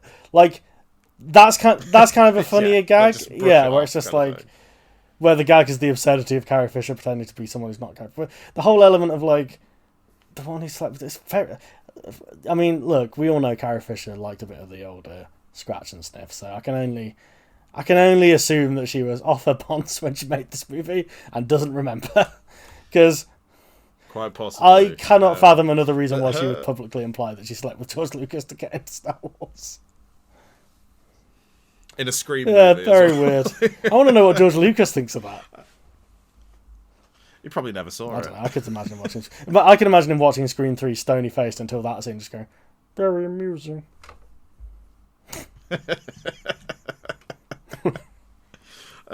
Well, another part of the sort of re-evaluation that Scream 3 has undergone, and it's something that we won't dive too deep into because obviously maybe we're not the best people that are best equipped to talk about this. But there's a constant reiteration of people exchanging sexual favors for a leg up in Hollywood in this movie. That's a constant thing. And also the plot line in which obviously we then find out who the killer is, which is quite ridiculous. So we should let's just breeze through this so what we're saying makes sense. So the killer is the director of the current Stab movie. It turns out that he is related to Sydney, this half brother, right? That's the half brother. His mother was this actress they talk about. Oh no! His mother was her mum, right? Yeah, but Maureen was... So Maureen went to Hollywood age 19 because there's a part where Gail is looking up Maureen and says there's a couple of years where she just can't find any records on her. And it's because she went to Hollywood and was under the name Rena Reynolds. Yes. And she was a bit player in some horror movies for this guy called Milton. John Milton, because this John is a Milton, very who is played by Lance clever movie. You see, John Milton, Satan... Paradise Lost. You get the idea. It's literary. This movie. Yes. Literary. But it's played by Lance Henriksen, so that kind of drags that back up a little bit. And so it turns out that Milton used to host these parties where, in his own words, women could make a good impression. And the long and short of it being that Rena was taken advantage of. She fell pregnant. She then wanted to sort of cast aside anything that happened to her while she was in Hollywood, including her child. Who grew up to be this director character. Who grew up to be Roman, is his name. Roman Bridger, the director. Now, is that an allusion to Polanski, do we think? Possibly. I mean, there's a lot of that kind of stuff. Oh, who produced this movie? Let's just... Harvey Weinstein! Oh, that's fun! And a lot of people have kind of looked back on Scream 3 and gone, wow, it feels like the people involved in the making of Scream 3 were kind of sending out some signals. I mean, it's interesting because obviously, these movies are all, until a certain point, co-productions with the Weinstein Company. In fact, I think Scream 4 is the last one because, immediately after Scream 4, the Weinstein scandal broke pretty much. Not in any way related, of course. Because Scream 5 is a completely Paramount different production company. The reason why that's the reason why Scream 5 actually happened was because it changed hands. So I do think that's an element of this movie that made me actually more uncomfortable. It's like, oh wow, this is a Weinstein movie and they're going here with it. Jesus Christ! I know that the creative Weinstein was probably not very involved in the creative process for these movies, but it's a little uncomfortable. I don't know. It's a little uncomfortable, but clearly somewhere there, because apparently Wes Craven was very interested in the character of Milton and wanting to sort of explore that side of it more. So maybe Wes was trying to also send out maybe some helpful certainly, as it were. But it's a very weird place for the series to go, I think, and I feel like Roman's whole shtick about I tracked down Mother and she didn't want me and all this, and you then find out that he actually is the one that alerted Billy to his dad's infidelity, and therefore Roman is the one who actually started this whole chain of events. So it's obviously Scream 3 is trying to go into this whole sort of trilogy. That's because we have a pre-recorded Randy videotape. Thank God! I thought we were going to get through this movie without the rules being explained. Fucking hate that scene. I think it's so unnecessary. I do too. But Randy lays down something which I don't think is actually universally true, where he says that the final part of a trilogy there's a grand revelation, something we thought we knew is turned on its head as the basic concept. Which I don't think is true of trilogies, actually. I think it's normally the second part that has the revelation and the twist. Yeah, I think you will always get some kind of big reveal in the third part of a trilogy somewhere down the line, but I don't think it's the big staple of it. Because actually the thing that pisses me off is he uses the example of Return of the Jedi, with Leia being Luke's sister. But the actual grand revelation of the Star Wars original trilogy is in Empire Strikes Back. So he's wrong. Also, sorry, spoiler alert for this Star Wars original trilogy. gotta get that out there. This movie, I don't think it knows what it's trying to do. On the one hand, it's apparently trying to talk about trilogies. On the other hand, it's going into this weird. Yeah, it's like this Hollywood satire thing, kind of. And none of it works. But at the centre of it, you got Parker Posey just being an absolute... Who is in her own movie. Not really sure what's happening. I mean, her and Patrick Warburton are definitely in the same movie. But nobody else is in that movie. But she makes so many good acting. I could gush about this performance all day because every scene she was in was like life came back into this movie. And because we should say, so she plays the actress who plays Gale Weathers, and she's like a neurotic, highly strung mess, right? Is the take a Parker Posey type, if you will, and she's like drinking, chain smoking, but also trying to get into the nitty gritty of who Gale Weathers is and all this kind of stuff. She kind of ends up being a sidekick to Courtney Cox. She makes a lot of really interesting, like all her line deliveries are really bizarre. Like there's one that me and Ava got fixated on for ages, where she goes, does Dewey punch her in the face? Someone punches her in the face, and she goes, "My lawyer liked that." It's Gale. Sorry, Gale punches her. I don't know. I thought it was Dewey. Dewey wouldn't do that. Yeah, no. Gale punches her. She says that my lawyer liked that, and then Gale quickly snaps back with not as much. As yeah. Like there's a great bit where she's freaking out about how she thinks she's going to be the next victim, and like the scene just ends with Gale and Dewey leaving, and then she leaps into Patrick Warburton's arms apropos of nothing, and you know that that's a Posey choice. That's not a Craven choice. So great. I love that bit so much. And Patrick Warburton, bless him, taking it like a champ as well. This movie sucks, but it's got little bits in it like that. Jay and Silent Bob show up and they say snookins. Yeah, I hate that. I hate it, but probably for the opposite reason that you do. My take on Jay and Silent Bob cameos is it should work like in the movie Dogma, where they turn up halfway through and then they stay for the rest of the movie.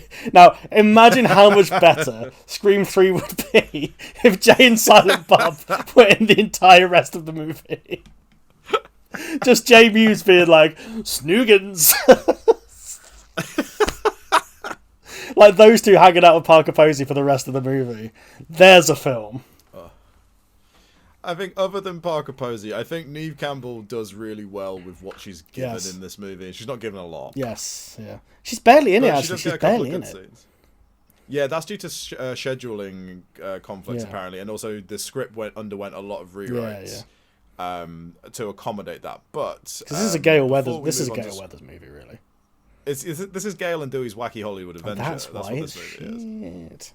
Yeah, that's why it's one of the worst ones, because Gale and Dewey are just not that great in this movie, and the plot is not very good, and Parker Posey's great. We'll keep talking about how I mean, if we're doing character rankings, she's like 1,000,000 out of 10. Honestly, I feel like we don't need to rank any other characters, because we can Patrick Warburton, 10 out of 10. Oh yeah, he's also although we do need to rate there's obviously we should rank Roman, and we should rank Jay and Silent Bob.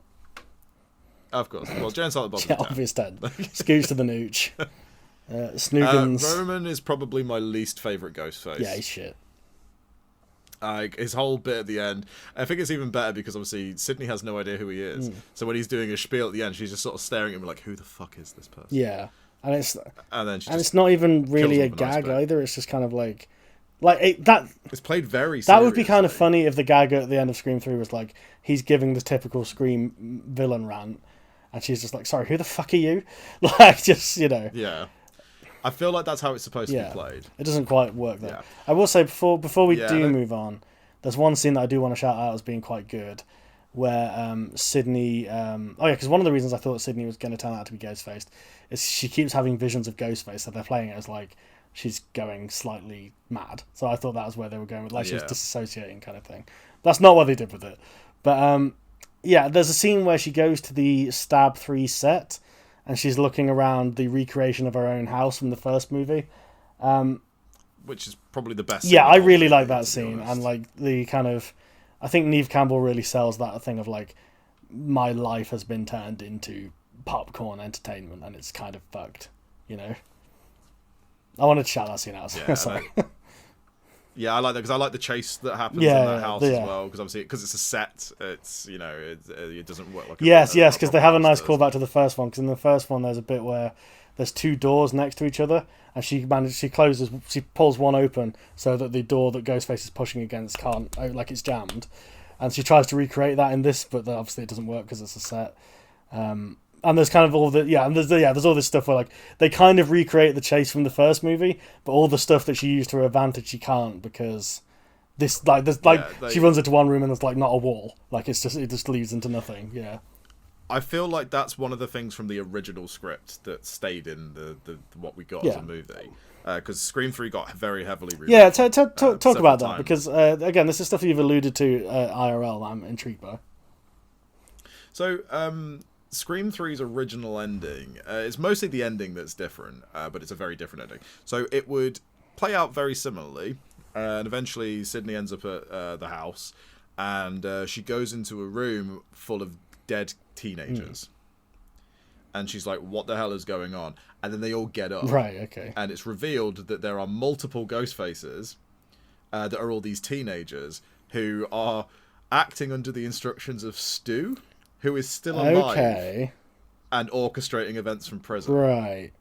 Not sure that's a better ending, to be honest.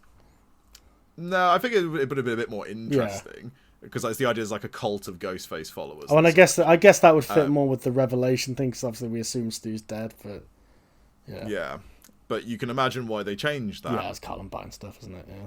Yeah, given when the movie came out, they were like, yeah, you can't do that. That's interesting though, because again, one of the things I said while we were watching through this was, I'm surprised that none of these end with, there's not just two ghost faces, there's 3, 4, 5, you know. I was really expecting that to be the ending of at least one of these movies. It just isn't. Yeah, they either do. This is the only one where there's not two ghost faces, it's just the one guy. Yeah, Roman is the only ghost face, and he, at least at one point, fakes his own death in order to, sort of throw them off the scent, as it were. But yeah, that was what was originally planned for Scream 3, was that Stu would still be alive. And that's the thing amongst fans, like, that's always been a thing where every time a new Scream movie has come out, they're like, well, in Kevin Williamson's head, Stu is still technically alive. Yeah. So could we bring him back? Am I right in saying, I think I read this tidbit that in Scream 2, in the party scene, you can see him in the room, right? That's one of 2 reappearances that Matthew Lillard has in the series. Okay, what's the other one? He appears in the latest one. Oh, does he? Oh, yeah, he's like a voice cameo, right? He's physically. Oh, really? As well. Okay. So I know that in the party scene they had some voice cameos. Yeah, you hear him. Yeah, it was like, it's not supposed to be like a taken seriously thing in the second movie. It's just like a little fun nod. Yeah. Whereas we'll get there, but yeah. Yeah. So Scream 3, shit. Yeah, I mean, on the scale of good but I hate it, good, shit but I like it, it's going to have to be an unqualified shit. I am going to have to create a separate bubble rating for Parker Posey, who is just good and I like it. Screamifyingly good, whatever we're saying here. For me, Scream 3 is shit. It airs slightly towards shit, but I like it, but purely just because I like the series, and therefore, like, it's a Scream movie. But it's the worst Scream movie, and every time I rewatch the movies, it's the one that I definitely... Yeah, and this is the one, for me, where I think the length is a real problem, because this is like an hour 50, and it just doesn't fucking need to be. This should be 90 minutes, if that. It should be like 85, really. Yeah, it's got some pacing problems as well, I think. Yeah, and I kind of think, like, it makes sense you kind of laying down, like, there's been these script issues with it and all this kind of stuff, because now that, like, looking back on it now, I'm like, this definitely feels like a movie that went through several, like, rewrites of necessity. And also, don't make a Scream movie about Gale, please. Like, she's not the character. I know that the fans like Gale, but, like, I'm going to compare it to when they make a Pirates of the Caribbean movie about Jack Sparrow. Like, he's the main character. Yeah. You think you want that, you don't. Because he's better as a character who dips in and out and can be kind of doing whatever in the background sort of thing. And as much as I don't like Gale anyway, I think she is stronger when she's, as I say, kind of dipping in and out. Like, a presence, but not the main point thrust. She's better when she has people to bounce off of. Yeah, and, like, I think, honestly, my thoughts on Courtney Cox are kind of exacerbated by this movie a little bit, because very unfairly they pair her with Parker Posey for the whole movie, and I'm afraid Parker's just running rings around her in terms of bringing the laughs. I feel sorry for anybody that had to be paired with Parker Posey. Well, I think her it's like, how do you compete? My hot take on this is the movie should have been about her and Patrick Warburton, and the Scream characters should have dipped in and out. Even Neve should have dipped in and out. I think that would have been great. And we should say Patrick Warburton, 10 out of 10. He plays the bodyguard of Parker Posey, right? Yeah, they're whatever's going on with those two, I need to know. Yeah, and obviously Patrick Warburton. This is a pro Warburton podcast. Oh yeah, we stand a legend. We love him. We stand a legend. That's one thing I'll say about the Scream movie, just across the board. Like, they've always had good casts for the most part. Like, they've always got good actors in to do these movies. Which I think is one of the reasons why the first movie did so well in the first place, because it actually had for a slasher movie, it actually had quite recognisable names. Yeah, it had some talent behind it. So. And I think that really kind of helped it. So we'll move on to Scream 4, which came out in 2011, so 11 years after Scream 3. There was a big that's time between relatively recent, Yeah, I saw Scream 4 in the cinema. It was the first Scream movie I saw in the cinema. Okay. Paint the scene. How old were you at this time? So 2011, so I would have been 17, 18. Just before we started uni, I guess. Yeah, it was one of the last movies I saw in my hometown. So what was the Grantham? What was the Grantham cinema that you saw it at? Like, the real cinema in Grantham. Oh wow, is that what it's called? Real. Oh right, I was gonna say. Yeah. I just thought it was because Grantham's a bit real. It's a bit spooky. Yeah, it's a bit fucking real down these ends. No, I saw this in the cinema. Had a really great time with it. I like Scream 4 a lot. It's got quite a mixed reception amongst fans. Yes, I think I can kind of understand why. Yeah, I think for me, just because we're already over 2 hours into this, so I feel like it's trying to. We could take 15 minutes on each of these. Come on, 2.5 hours. Yeah. I've always found that Scream 4 is probably, to my mind, the most fun movie in the series. Yeah, I think I'd agree with that. I definitely, by the time this one rolled around, I'm sorry, Mark, I was cursing your name and being like, do I really have to watch more fucking Scream movies? But this one, it suckered me back in. And I think it's because this one's a comedy, an out-and-out comedy. Yeah, like this one plays it camp all the way through. It's still hideously violent. Oh, for sure. Like, they really up the gore quotient. I'll try that with English words. They really up the gore. There's more gore in this one. Wow, you're right. There's a lot more gore in this one, yeah. Like, there's probably more gore in one of the death scenes in this movie than there is in the entirety of the previous movies. But this one starts with what we discussed earlier as being the best gag. Yeah, that's certainly my favourite gag in the entire series, yeah.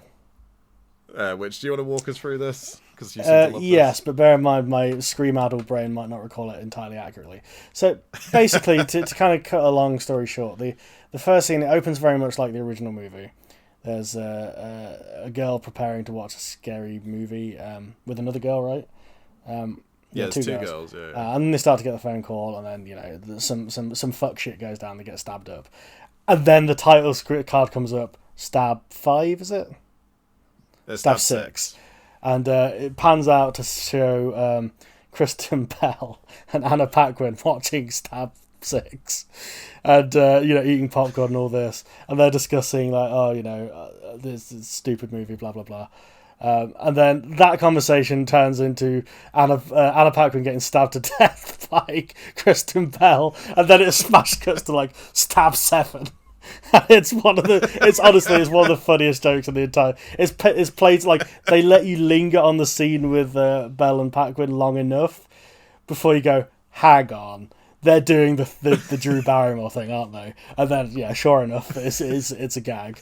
But I really thought that was wonderful. It really made me laugh. It made me laugh the first time I saw it, and I will say my experience watching this. I think I watched it with a friend whilst fairly herbally refreshed. Wink. The first time. So it was one of those movies where watching it unrefreshed with Abdul, I was kind of like, wait, I've seen this. And like, you know what I mean? Like when you've watched a film where you were a little refreshed, wink, and you kind of forget the movie, but then when you watch it again sober, you're kind of like, Oh yeah, I remember that. Oh, you start going, in this bit, this is going to happen. I remember now. Like, it comes back to you. Yeah. I'd kind of like, it was one of those moments where the stab gag, I'd forgotten it, but then as it happened, I suddenly remembered really, really laughing at it the first time I saw it. And I was just like, yes, that is prime Scream nonsense. Well done. I love that scene so much. And I think Anna Paquin and Kristen Bell just they ham it up perfectly. They're clearly having a lot of fun in their little sort of cameo. Really, really enjoy that. And then we go into the actual murder, which is not as good as the two previous ones, as the fake out murders. Like, they're a lot more over the top. I think it unfortunately suffers from the fact as well that you're slightly expecting it to turn into Stab 8. Yeah.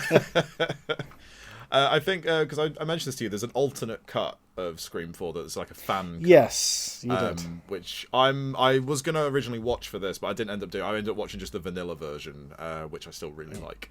Because there's only sort of minimal differences here and there. It's mostly some extra character scenes between, like, Sydney, Gale, Dewey, and stuff like that.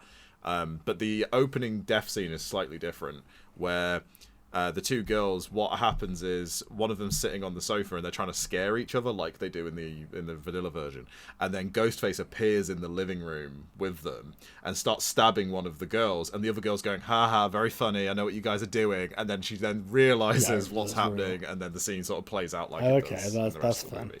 And I kind of prefer that. Yeah, that's fun. That's fun. Yeah. So just briefly, sorry, go on. Also, yeah, there's also an additional bit where Dewey and Deputy Hicks go to the house, and the bodies of those two girls are displayed like Casey and Steve were in the first movie. Okay. So one of the girls is hanging from the ceiling lamp with her guts out, and the other girl's in a chair with her guts out as well. Right. So there's a little extra bit that's not in the theatrical. Just briefly, Mark, take us through the tale of Scream 4. So Scream 4 starts with Sydney returning to Woodsboro, because she's written a book called Out of Darkness, which is all about her sort of journey and trauma and, you know, how to sort of pull yourself out of that. She's with her publicist, played by Alison Brie, who is the Parker Posey of Scream 4. I love Alison Brie in general, and she's great in this, Yeah, she gets the material. She understands exactly what her character is. She's just I will say, and I apologise for the implicit misogyny in this statement, but pairing her with Courtney Cox was a mistake for Courtney Cox, because Courtney Cox can no longer move her face, and Alison Brie, her face is incredibly animated. I was saying this to Abdul whilst we were watching it. She could play a live action Betty Boop. Like, her face is like, that's what makes her such a great comic actress as well as a serious actress. Yeah, she's very expressive. And, and sadly at this point, you know, Courtney Cox's face is rather solid. You've seen the like Dark Courtney Crystal, Cox in yeah? this The movie. Girlflings. Fucking hell. I think Courtney Cox gets some good stuff in this movie, because I like Gale's whole arc in this movie. But essentially, the plot of Scream 4, Sydney returns to Woodsboro doing her book tour, and this happens the day after the two girls were murdered in the opening scene. And then basically evidence gets planted in Sydney's car, making her a material witness, so she can't leave Woodsboro. So clearly the new Ghostface is trying to keep Sydney there. We're introduced to Sydney's cousin, Jill, who's played by Emma Roberts. We then meet her friends, who you've got played by Hayden Panettiere. You've got... Who, by the way, in this which of the movie Culkins is very bronze. Hayden Panettiere. Yeah. She looks like she's like descended from Mount Olympus. What like she is stunning. What was going on with the makeup department, and is she just naturally that beautiful? I'm not complaining because she is. No, I'm certainly not complaining, but I'm just like, when she, I mean, Emma Roberts and the other girl are certainly not unattractive, but sat in between them, it's almost like, who is this? And has she descended to give us fire, perhaps? Like, so Hayden Panettiere, yes. Plays Kirby, who's a big fan favorite character. She's kind of like this movie's version of Randy, but way better. Yeah, not to tip the hat too early, but Kirby's great. More Kirby, please. Yeah, she's MVP in this movie. You got Rory Culkin as Charlie. You've also got a couple of other like little side characters. One of the Culkin hive mind.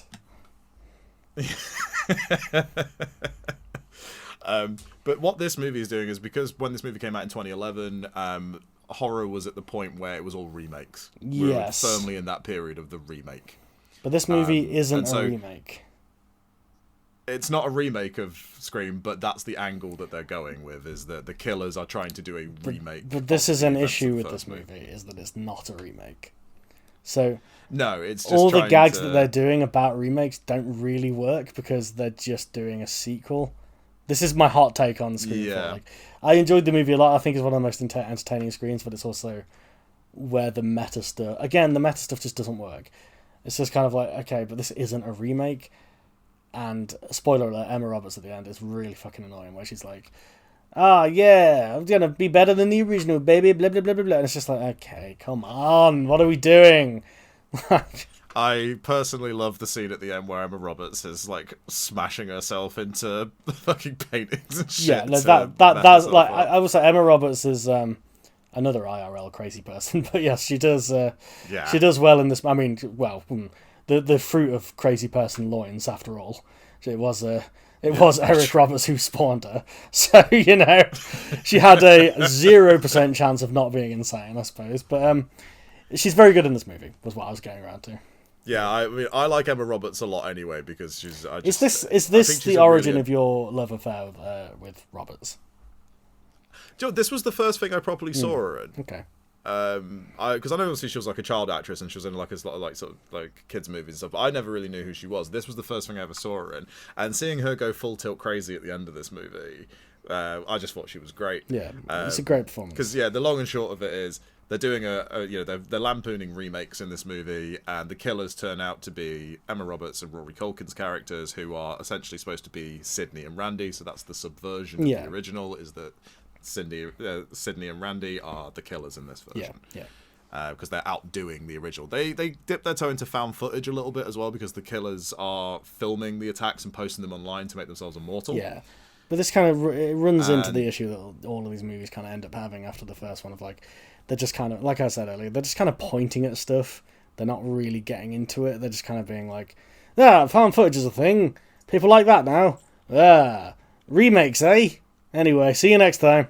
And it's kind of like, all right, but like, I think at this point, this is kind of maybe a hot take, and maybe the Scream fans disagree with me, but I think at this point we can actually dispense with the meta stuff with Scream and just have it be a black comedy, because I don't think Williamson has any gas left in the tank. Like, this is my take on it. Like, he clearly really enjoys the 80s slasher movies he was parodying with the first two.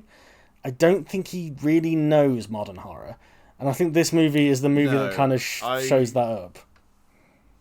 Yeah, I think that for me, I don't go into these movies expecting kind of like a real insightful critique. I'm like, okay, so we're remaking Scream. Well, that's what we're doing. That's what we're doing with this one. Okay, that's the angle we're going down with this one. Yeah, I guess I'm not asking for an incisive critique. I'm just kind of asking for like a parody that feels accurate, maybe. Whereas I don't think that's what we get. You know. No, not with this one. I think this one, as on its own, as a slasher movie, it's a lot of fun. It's a very fun Scream movie. Yeah, I think it's got some really great I like scenes. this one. I think it's one of the better ones, actually. But I do think the thing that drags it down is the meta stuff just not really working. No, when under scrutiny, it doesn't really hold up. I like Gail's storyline in this movie, where she's now sort of retired from journalism. Married to Dewey. She's like, yeah, she's married to Dewey, and her first introductory scene is her being like, right, Gail, let's reintroduce yourself, and she just types out the phrase, I have no fucking idea. You know what she should have typed? And rebuild yourself, bitch. This is Gail's rebuild yourself, bitch movie. But no, I like what her character's doing in this movie, where like she sees the new murders as a chance to sort of like, get back on the wagon, as it were. Obviously, because she's still a fucking parasitic leech of a journalist. And I'm glad that being married to Dewey hasn't taken that away from her. But Dewey, he's got some other female attention in this movie. Yeah, Miss Judy Hicks, played by the amazing Molly she's Shelton. Fantastic in this, actually. She is. She's so funny. Especially her whole, you're not cheating on your wife if you eat my lemon square, Sheriff, is one of my favourite lines in this movie. I also like what I think really does work about this movie is the whodunit element. Like, I think this is one of the few Scream movies where it was actually not that obvious who the killer was.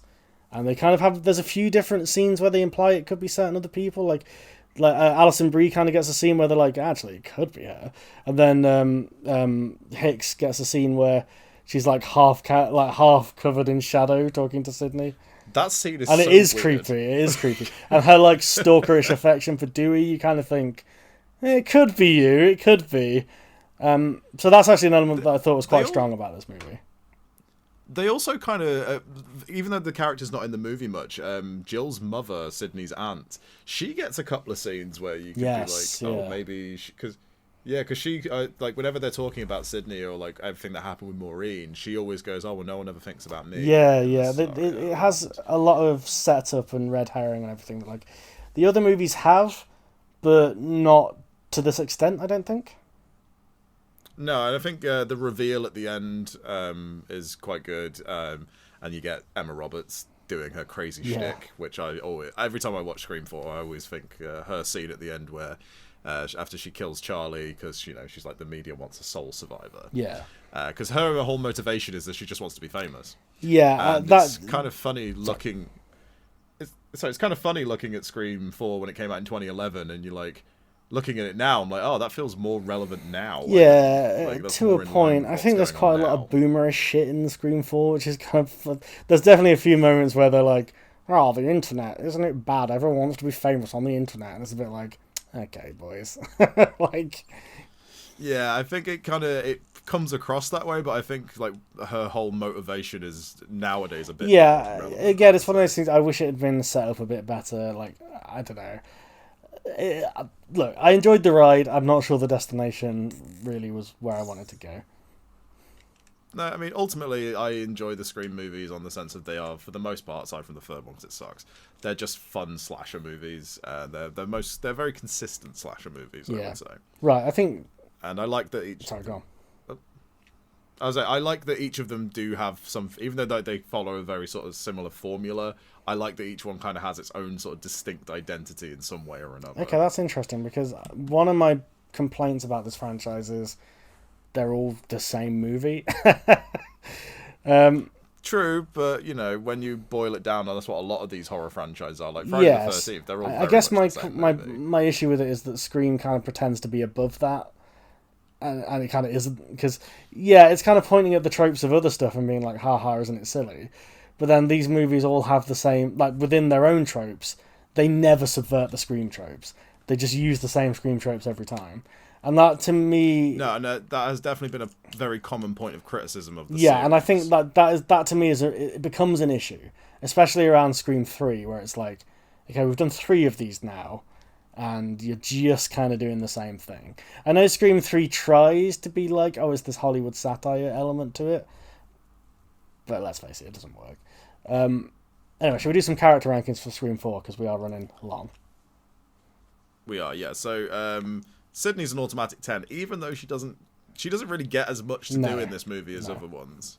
She's kind of sidelined a lot in favour of other characters, which is a shame, but she gets some really good scenes at the end. Especially the way she kills Jill at the end is... Yes, it is great. We won't spoil that fantastic. Because people might, No, it's so great. Yeah. Obviously, we've got Gale and Dewey. Let's just get them out of the way. 0 and 0 for me. Gale's like a good 8 for me in this one. How is Dewey not dead? Dewey... This is the only one where Dewey doesn't get stabbed up. He gets beaten up with a fucking chamber pot. True. Yeah, he gets the shit kicked out of him. So what about Jill? Jill, she's one of my favourite Ghostfaces, to be honest. Even though she doesn't actually kill that many people. Yeah, I think she's up there. She's the brains of the I think she's up there. I think I have to knock off a few points for the writing issues that I pointed out. But I think Emma Roberts is fun in this, so I'm going to give her a 7.5. Yeah, I like Jill because she's very much like the brains of it, and the entire time she was planning on killing Charlie, and I think she only kills like maybe 3 people in the actual movie. Yeah. Oh, so she shoots her fucking boyfriend in the dick, which is one of the coldest fucking things that happens in this series. She's a Put bitch. A number on it, Mark. Put a number on it. I'm going to give her like an 8.5 Solid, maybe. solid. I like her a lot. Kirby, she's a 10. Kirby's a 10 in every sense of the word.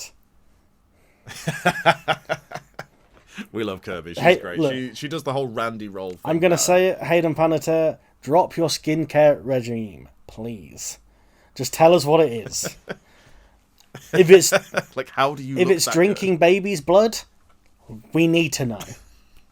Because clearly it's fucking doing wonders, love. I'll say that. Although, where are you? She's made a deal with somebody. Where is she these days? That's my question.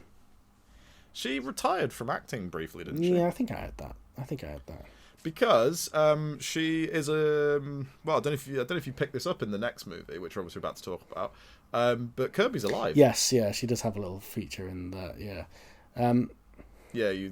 But because Hayden Panettiere is not doing acting at the minute, I believe she was approached to have an appearance in the new one. But obviously, there's the fact that Scream 6 is going ahead implies that maybe she will make an appearance. Yeah, I guess we'll be covering that on the pod at some point. Possibly, yeah. I mean, it was announced today that Courtney Cox has officially signed on for it, and shooting starts in June. What else is she doing? She's got a TV series at the minute, hasn't she? Who's watching that? Breeze on, anyway. Alison Brie, what's her character called? Alison Brie, she plays...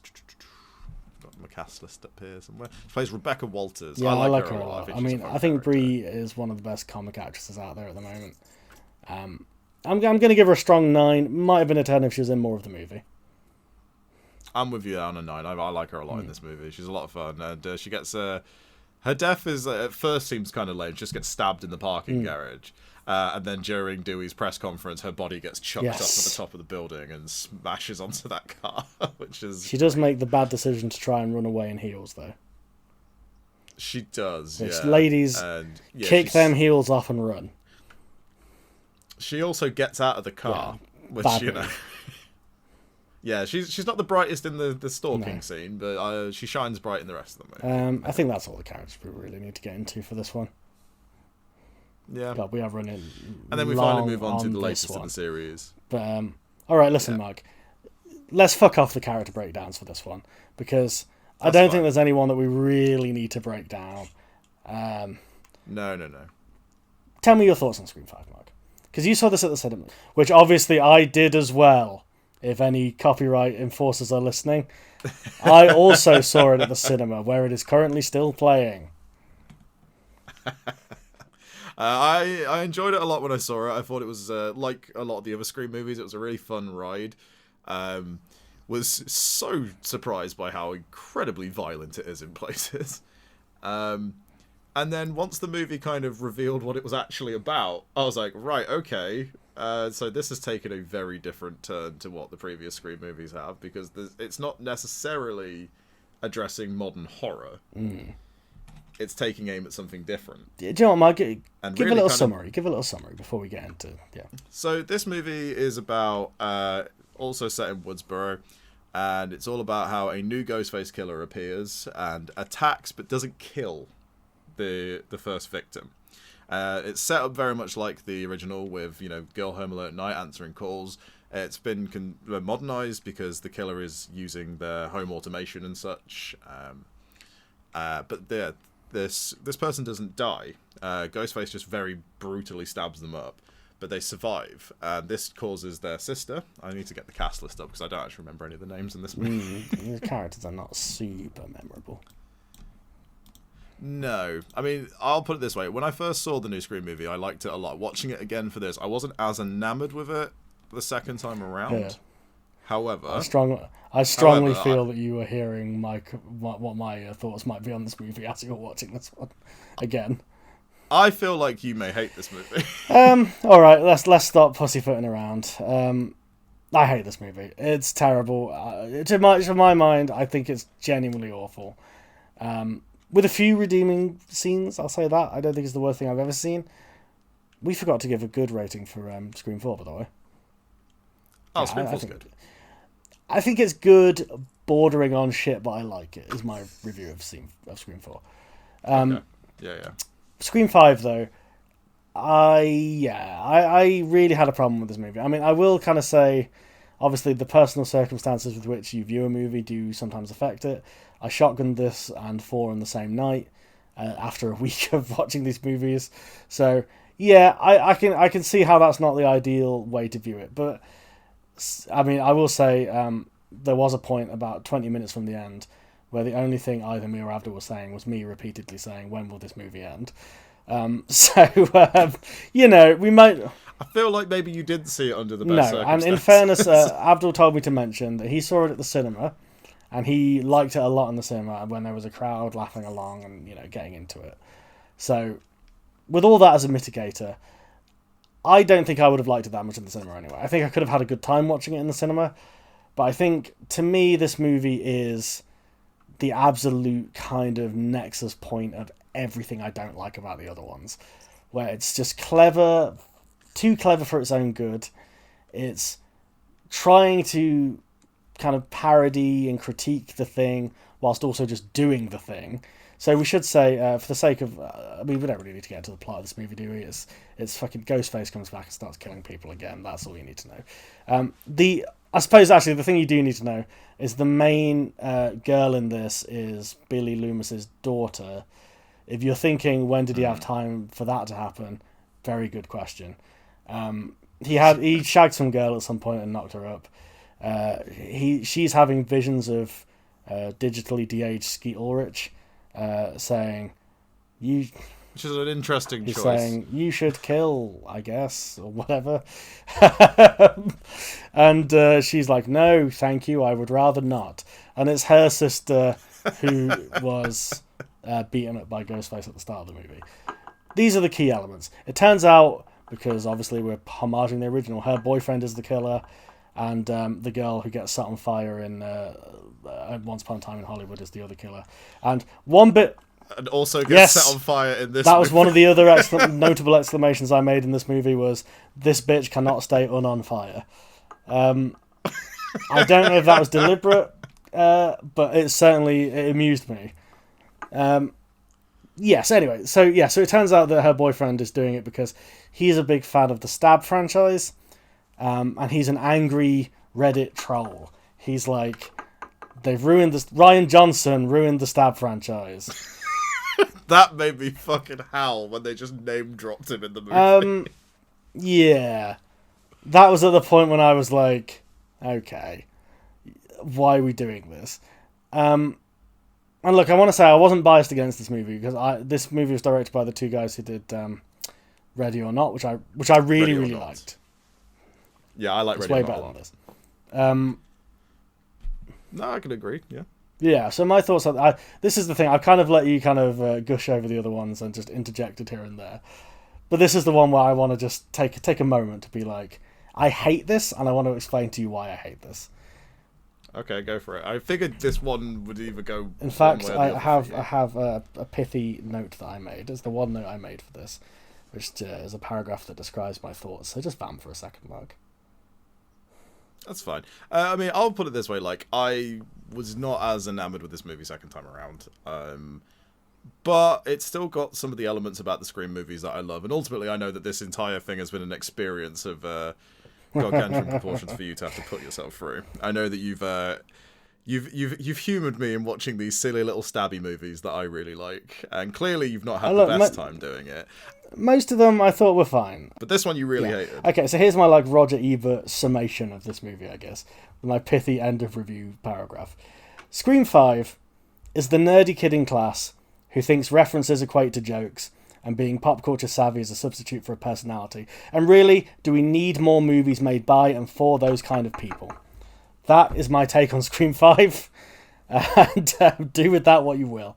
I will say there are some scenes that I enjoyed in this. I like the running joke of Ghostface not being behind the door. That happens throughout the movie. They build up characters opening and closing doors constantly, and Ghostface is just never behind them. I thought that was really funny. Yeah. And that's very Ready or Not as well. That kind of like... Yeah. And that's the clever build-up of expectation and subversion that they do a little bit in this movie. I think the acting in this movie, for the most part, is fine. I don't love Courtney Cox again, but that's kind of that. They don't massively know what to do with her in this one, but she does get a few moments that I like. I think my favourite moment of the entire movie is where Gail and Sydney turn up at the house, and one of the killers runs outside pretending she's been stabbed. And they're just there because I like that they're both kind of like, oh fuck's sake, this is happening again. Yeah, okay. Yeah, I hate that. I like that moment being. I hate the whole like they team up and they're the badass bitches from the older movie. It's like, are they? And also the thing is this like here's the thing: if it was just Big Neve turning up to be the hero, that's one thing. Although I actually think this is a movie where they could have used some more actual subversion. Because I was saying to Abdul as we were watching it, so there's the scene early on where they introduced Dewey, and Dewey's kind of. I actually kind of was almost on board with what they were doing with Dewey because they seem to be parodying that trope of like. The old character, so for Scream 5, they're obsessed with the idea of like requels, Lego sequels that we were talking about in Ghostbusters. Listen to the Ghostbusters episode. And Ghostbusters Afterlife is very much like it fits all the tropes of this, right? I would take this over Afterlife. I actually really hate Afterlife. Listen back to the episode. He didn't hate it then. No, I've actually the more it's gone on, I'm like, no, fuck that movie. Yeah, I mean, I'm not a big fan of Afterlife. We had our issues with it at the time, obviously, but yeah, but anyway, the point is this: they kind of do the thing with Dewey where he's like the hero of the old movie, but he's a broken man now, and they do bring back the Broken Arrow theme, which thank God. And like, I thought that was kind of interesting because they were clearly doing a parody of that trope, where like obviously the bit is that Dewey was never a badass, so this idea that he's now a broken man is kind of like. Well, yeah, it's fucking Dewey. What are we doing? Like, and again, that was funny when they were playing it as a gag.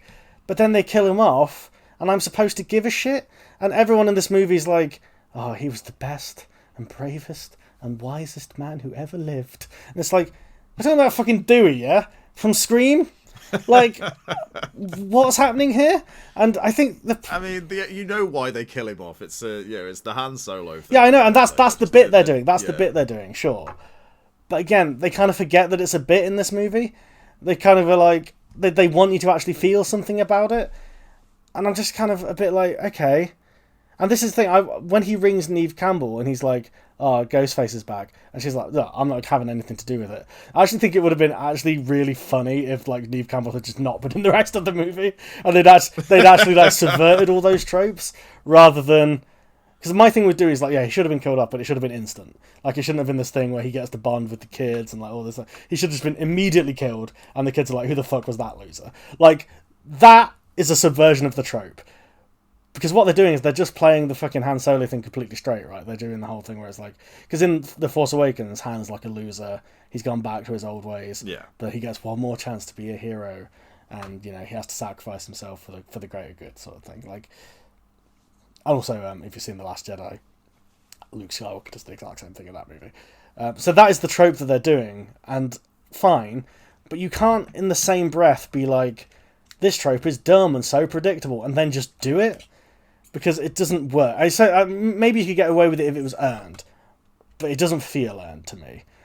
And like, this is kind of my issue with this whole movie, is I was just watching it going like, oh, Sidney Prescott's gone back to the house in the original Scream.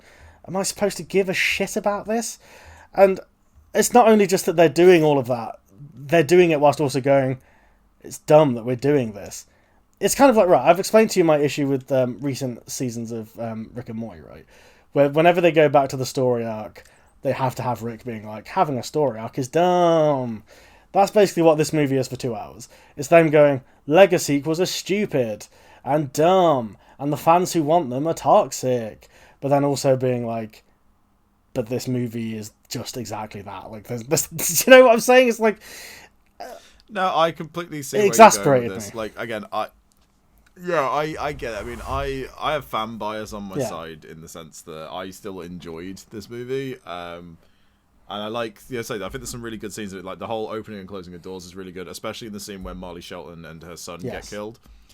They do that to the point where it starts off tense, becomes funny, and goes back round to being and that's very again, Wes Craven. It's very Ready or Not as well, Yeah, like I think they play it well, and like the scene where Marley Shelton's character gets killed, that was like a gut punch for me, because I was like, I was not expecting them to kill her off so nastily in broad daylight as well.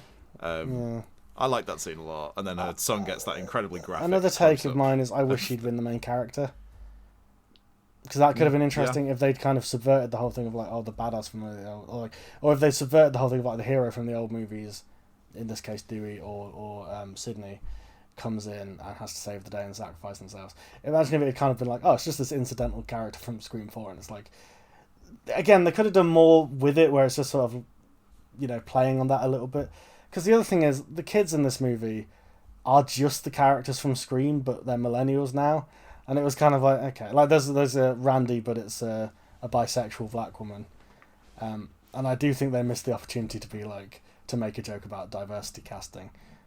Which would have been maybe a little too edgy for this movie, I don't know. But, I mean, look, I don't know. This movie, it's not... I get that people seem to like it. Maybe if you're a fan of Scream, this is playing to something that you want. But to me, it was just one of those movies where and this is kind of what all franchise movies are now, which is why I thought it was kind of ripe for the picking, but they didn't really make hay while the sun shines with this movie. I was just kind of like... There's so much that you could parody about this specific era of bringing back old franchises, and they even kind of have they even are doing a bit with just calling the movie Scream, right? Because we call it Five Cream as a gag, but the movie's just called Scream, and they do have a line in the movie where they're talking about the Stab remake, or the Stab Legacy sequel, where they're like, "Who are you trying to fool? Just calling it Stab. We all know it's like Stab 10 or whatever." Yeah, and this, I don't know, man. It's just. It made me sad inside this movie, because this is just what movies are now. If you're into a franchise, this is just what it is now. It's just them going, hey, you like a movie, what if we just did that again? But now the cast are older. Oh, and there's some new people as well. But don't worry, the new people will be related to the old people. Because they just unironically do that. Like, it's not even like they're making a comment on that trope, which is a real trope in the Legacy, because we see it in... we see it in Ghostbusters Afterlife, where it's all about fucking Egon Spengler's long-lost daughter's family, right? And then we see it in Star Wars, where Rey's a Palpatine, spoiler alert, but, fuck you, who cares, that movie's awful. And we see all that stuff where it's like, I don't know, I just thought, like, I'm not being very coherent here, but this movie kind of, I had to calm myself down to talk about this movie, because I was so annoyed by it. The meta stuff just doesn't fucking work, because, again, they're having the cake and eating it.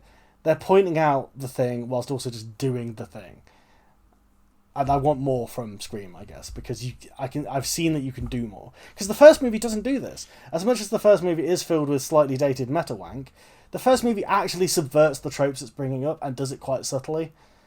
But this movie, it's just going like, Legacy sequels are lame anyway. Here's a Legacy sequel. And it's kind of like, right, okay. I will admit, I do think it is lazy. Yeah, it's very lazy.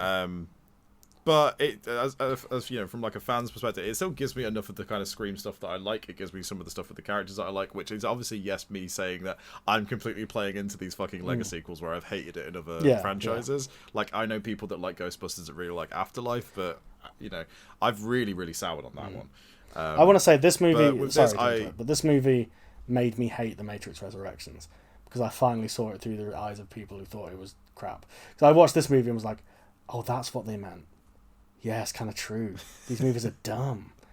These movies suck. They're all ass. Not even the one that Lana Wachowski made is good. And every other film she's made is good.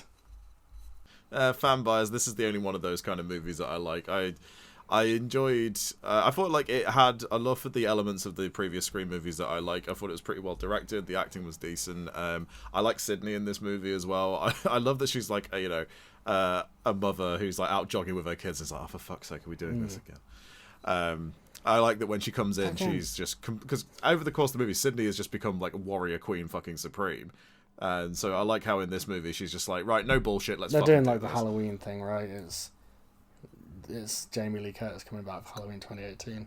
So it's obviously riffing on that, yeah. And obviously because... Well, I mean, it's not even riffing on that. They fucking say it in the movie, right? Because she's the one girl who can't not be on fire is like, you can't have a bona fide Halloween without Jamie Lee. It's like, I know what you're referencing.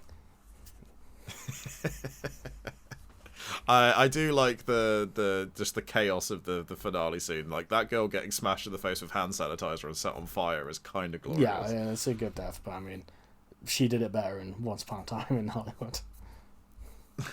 I mean, I didn't really care for that movie that much, to be honest. I really wasn't in with that one. Yeah, see, Mark hates cinema and loves only trash. Wrong. Once Upon a Time in Hollywood was not a fantastic time, in my opinion. It's about... But we spent enough time talking about trash. We've gone all over the shop like we tend to. We lost our formatting halfway through. Yeah, we got bored of summing up the game. I mean, to be fair, in this movie, okay, who can we really rank? Let's rank Billy Loomis's daughter. Honestly, she's not one of my favourites. I think her sister, the girl who gets attacked at the beginning, is a much better and more interesting character. Yeah, I agree. 0 out of 10 for both of them. The one guy, the Quaid, who's in this, who's her boyfriend. What's that fucking guy's name? He's in The Boys. Quaid the younger. Good actor, yeah. hate his character. Moving on. Black lesbian Randy. She's aight. I like her. Still just as annoying as her uncle Randy was. Adopted uncle. They throw that in. No, I'm not. No, I wasn't questioning the fact. Mixed race families are a thing, Mark. Join the modern era. But what I'm questioning is more. Not what I was saying. I hate the fact that Randy's her uncle. Full stop. Because it's like, can't she just be a nerd? Why does it have to be the thing of, literally, Randy is my uncle, adopted uncle? That's one of this film's biggest detriments. The fact. Also, sorry. Adopted uncle is just some guy you know. Like, let's stop with his fucking adopted uncle. It's just somebody you know. It's not your uncle.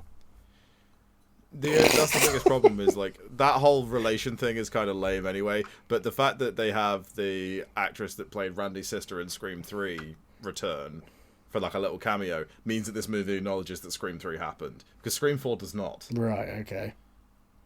Scream 4 kind of just goes, yeah, the third one, we don't really talk about that one.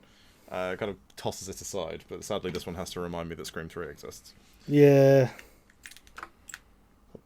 I think we've said all we need to say on this give it the franchise. rating. Give it the rating. I realised good shit, whatever. I don't know, I'm very kind of mild on this movie now. I really liked it when I first saw it. I think I agree with what Abdul was saying, in that seeing it in the cinema was a lot of fun. Yeah. I was just kind of surprised when I was like, okay, so we're doing Star Wars is the main thing that was sort of going down. Yeah, why? That's so strange to me. I think it's just because, it would be interesting to see how these movies would approach, because obviously they briefly mentioned this whole thing that, and it's a term I hate, the whole elevated horror, which yeah, is and they have absolutely nothing to say about that as well.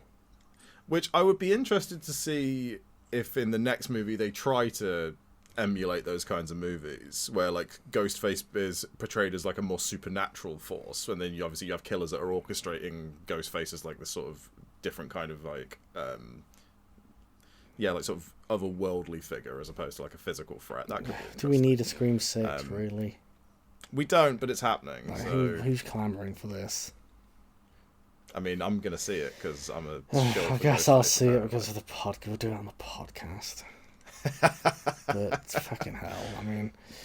Look, Scream 5, I'm going to give it... It's just shit. It's not shit, but I like it. It's just shit in my book. It's poo.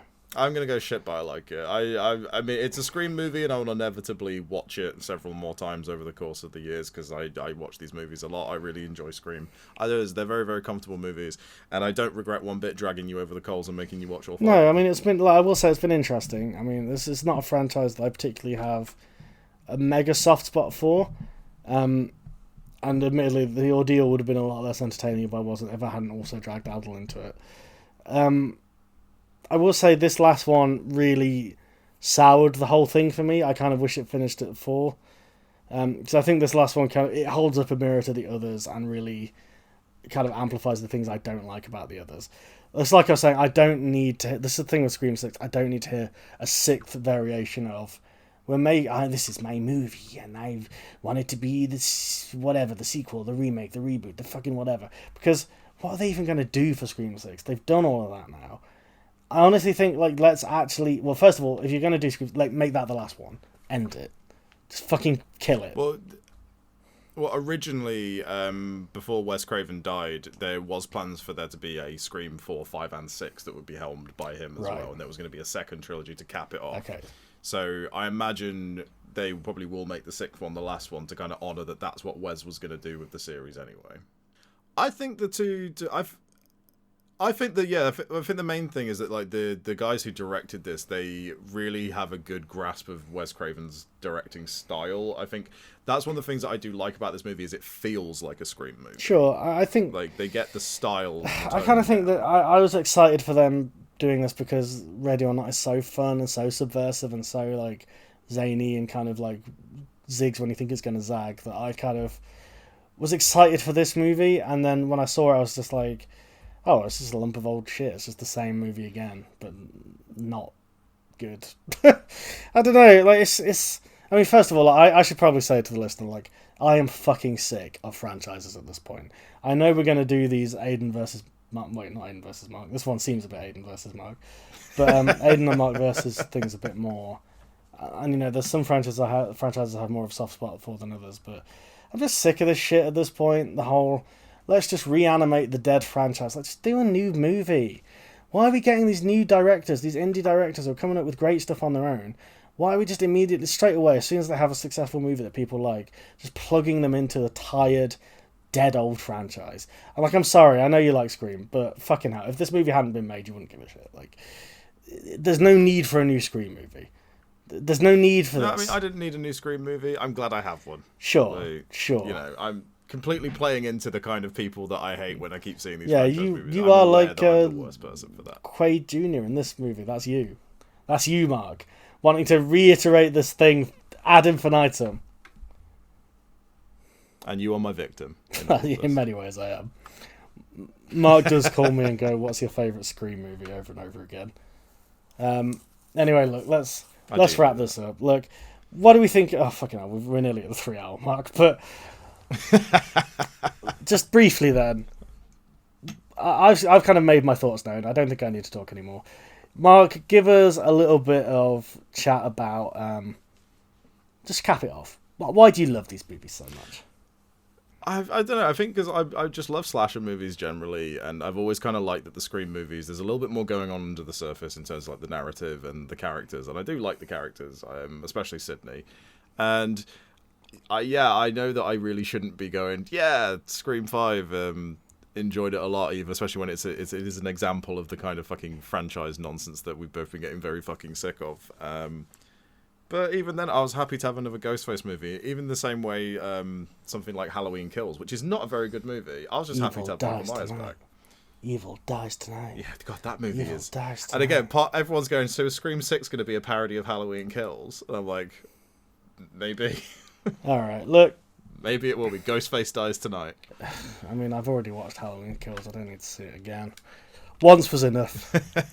Once was enough. Yeah, Halloween Kills is the thing. No, I don't know what it is. Like, you know, I feel like I've probably not defended my corner on these movies as much as I can. I just like them. I always have, and I think I think look, your passion for these movies is obvious if misguided. No, I get it. I get it. Like a lot of people love these movies. Yeah, there's a real sort of comfort to them, and I think because, you know, for the most part, you know, they're well made, they're well put together, they're fun watches, they've got good casts, some really creative death scenes throughout the way. And, you know, the fact that you do have a consistent cast of characters that you can follow through the entire story, each movie has a different killer, has a whodunit element to it. There's just a lot of elements in these kinds of movies that I like, and they're all kind of just bundled together. Even when, like, the meta stuff doesn't work and the satirical elements of the movie doesn't quite work, I still like that each movie tries something a little bit different, but still within the same sort of boundaries. I just really fucking like the Scream movies. Yeah, and, you know, that's fair enough. I think some of them are fine. What a hot take. Well, thank you. Well, thank you for joining us again for some Kino Inferno. Series 2 Can I just say, before we do end,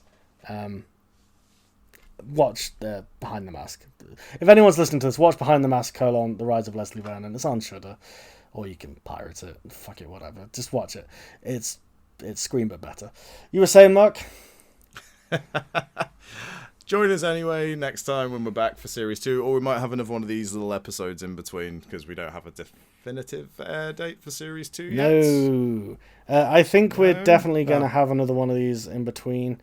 We're definitely doing Wallace and Gromit in between, I think. Yeah, I think that'll be the next one. Well, that's not the theme song. What's the Wallace and Gromit theme? Oh, it's That's the one. We've spent 3 hours discussing Scream. I'm going to bed. I'm also going to bed. I never want to see another Scream movie ever again in my life.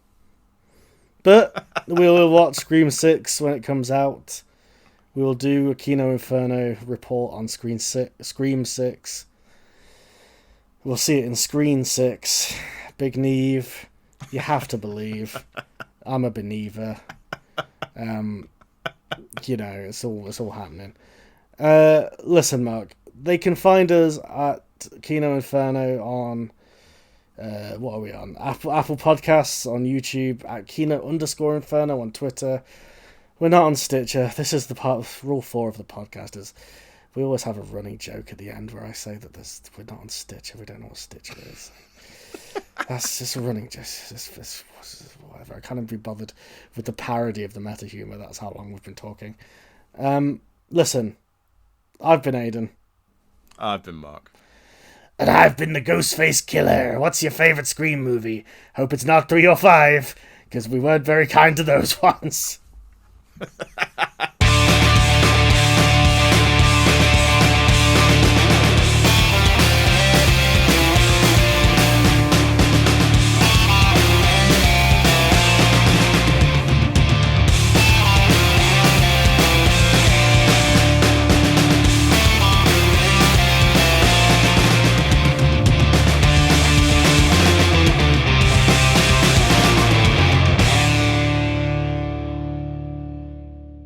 Any sign of Deacons? Maybe the son of a bitch is dead. What a terrible thing to say.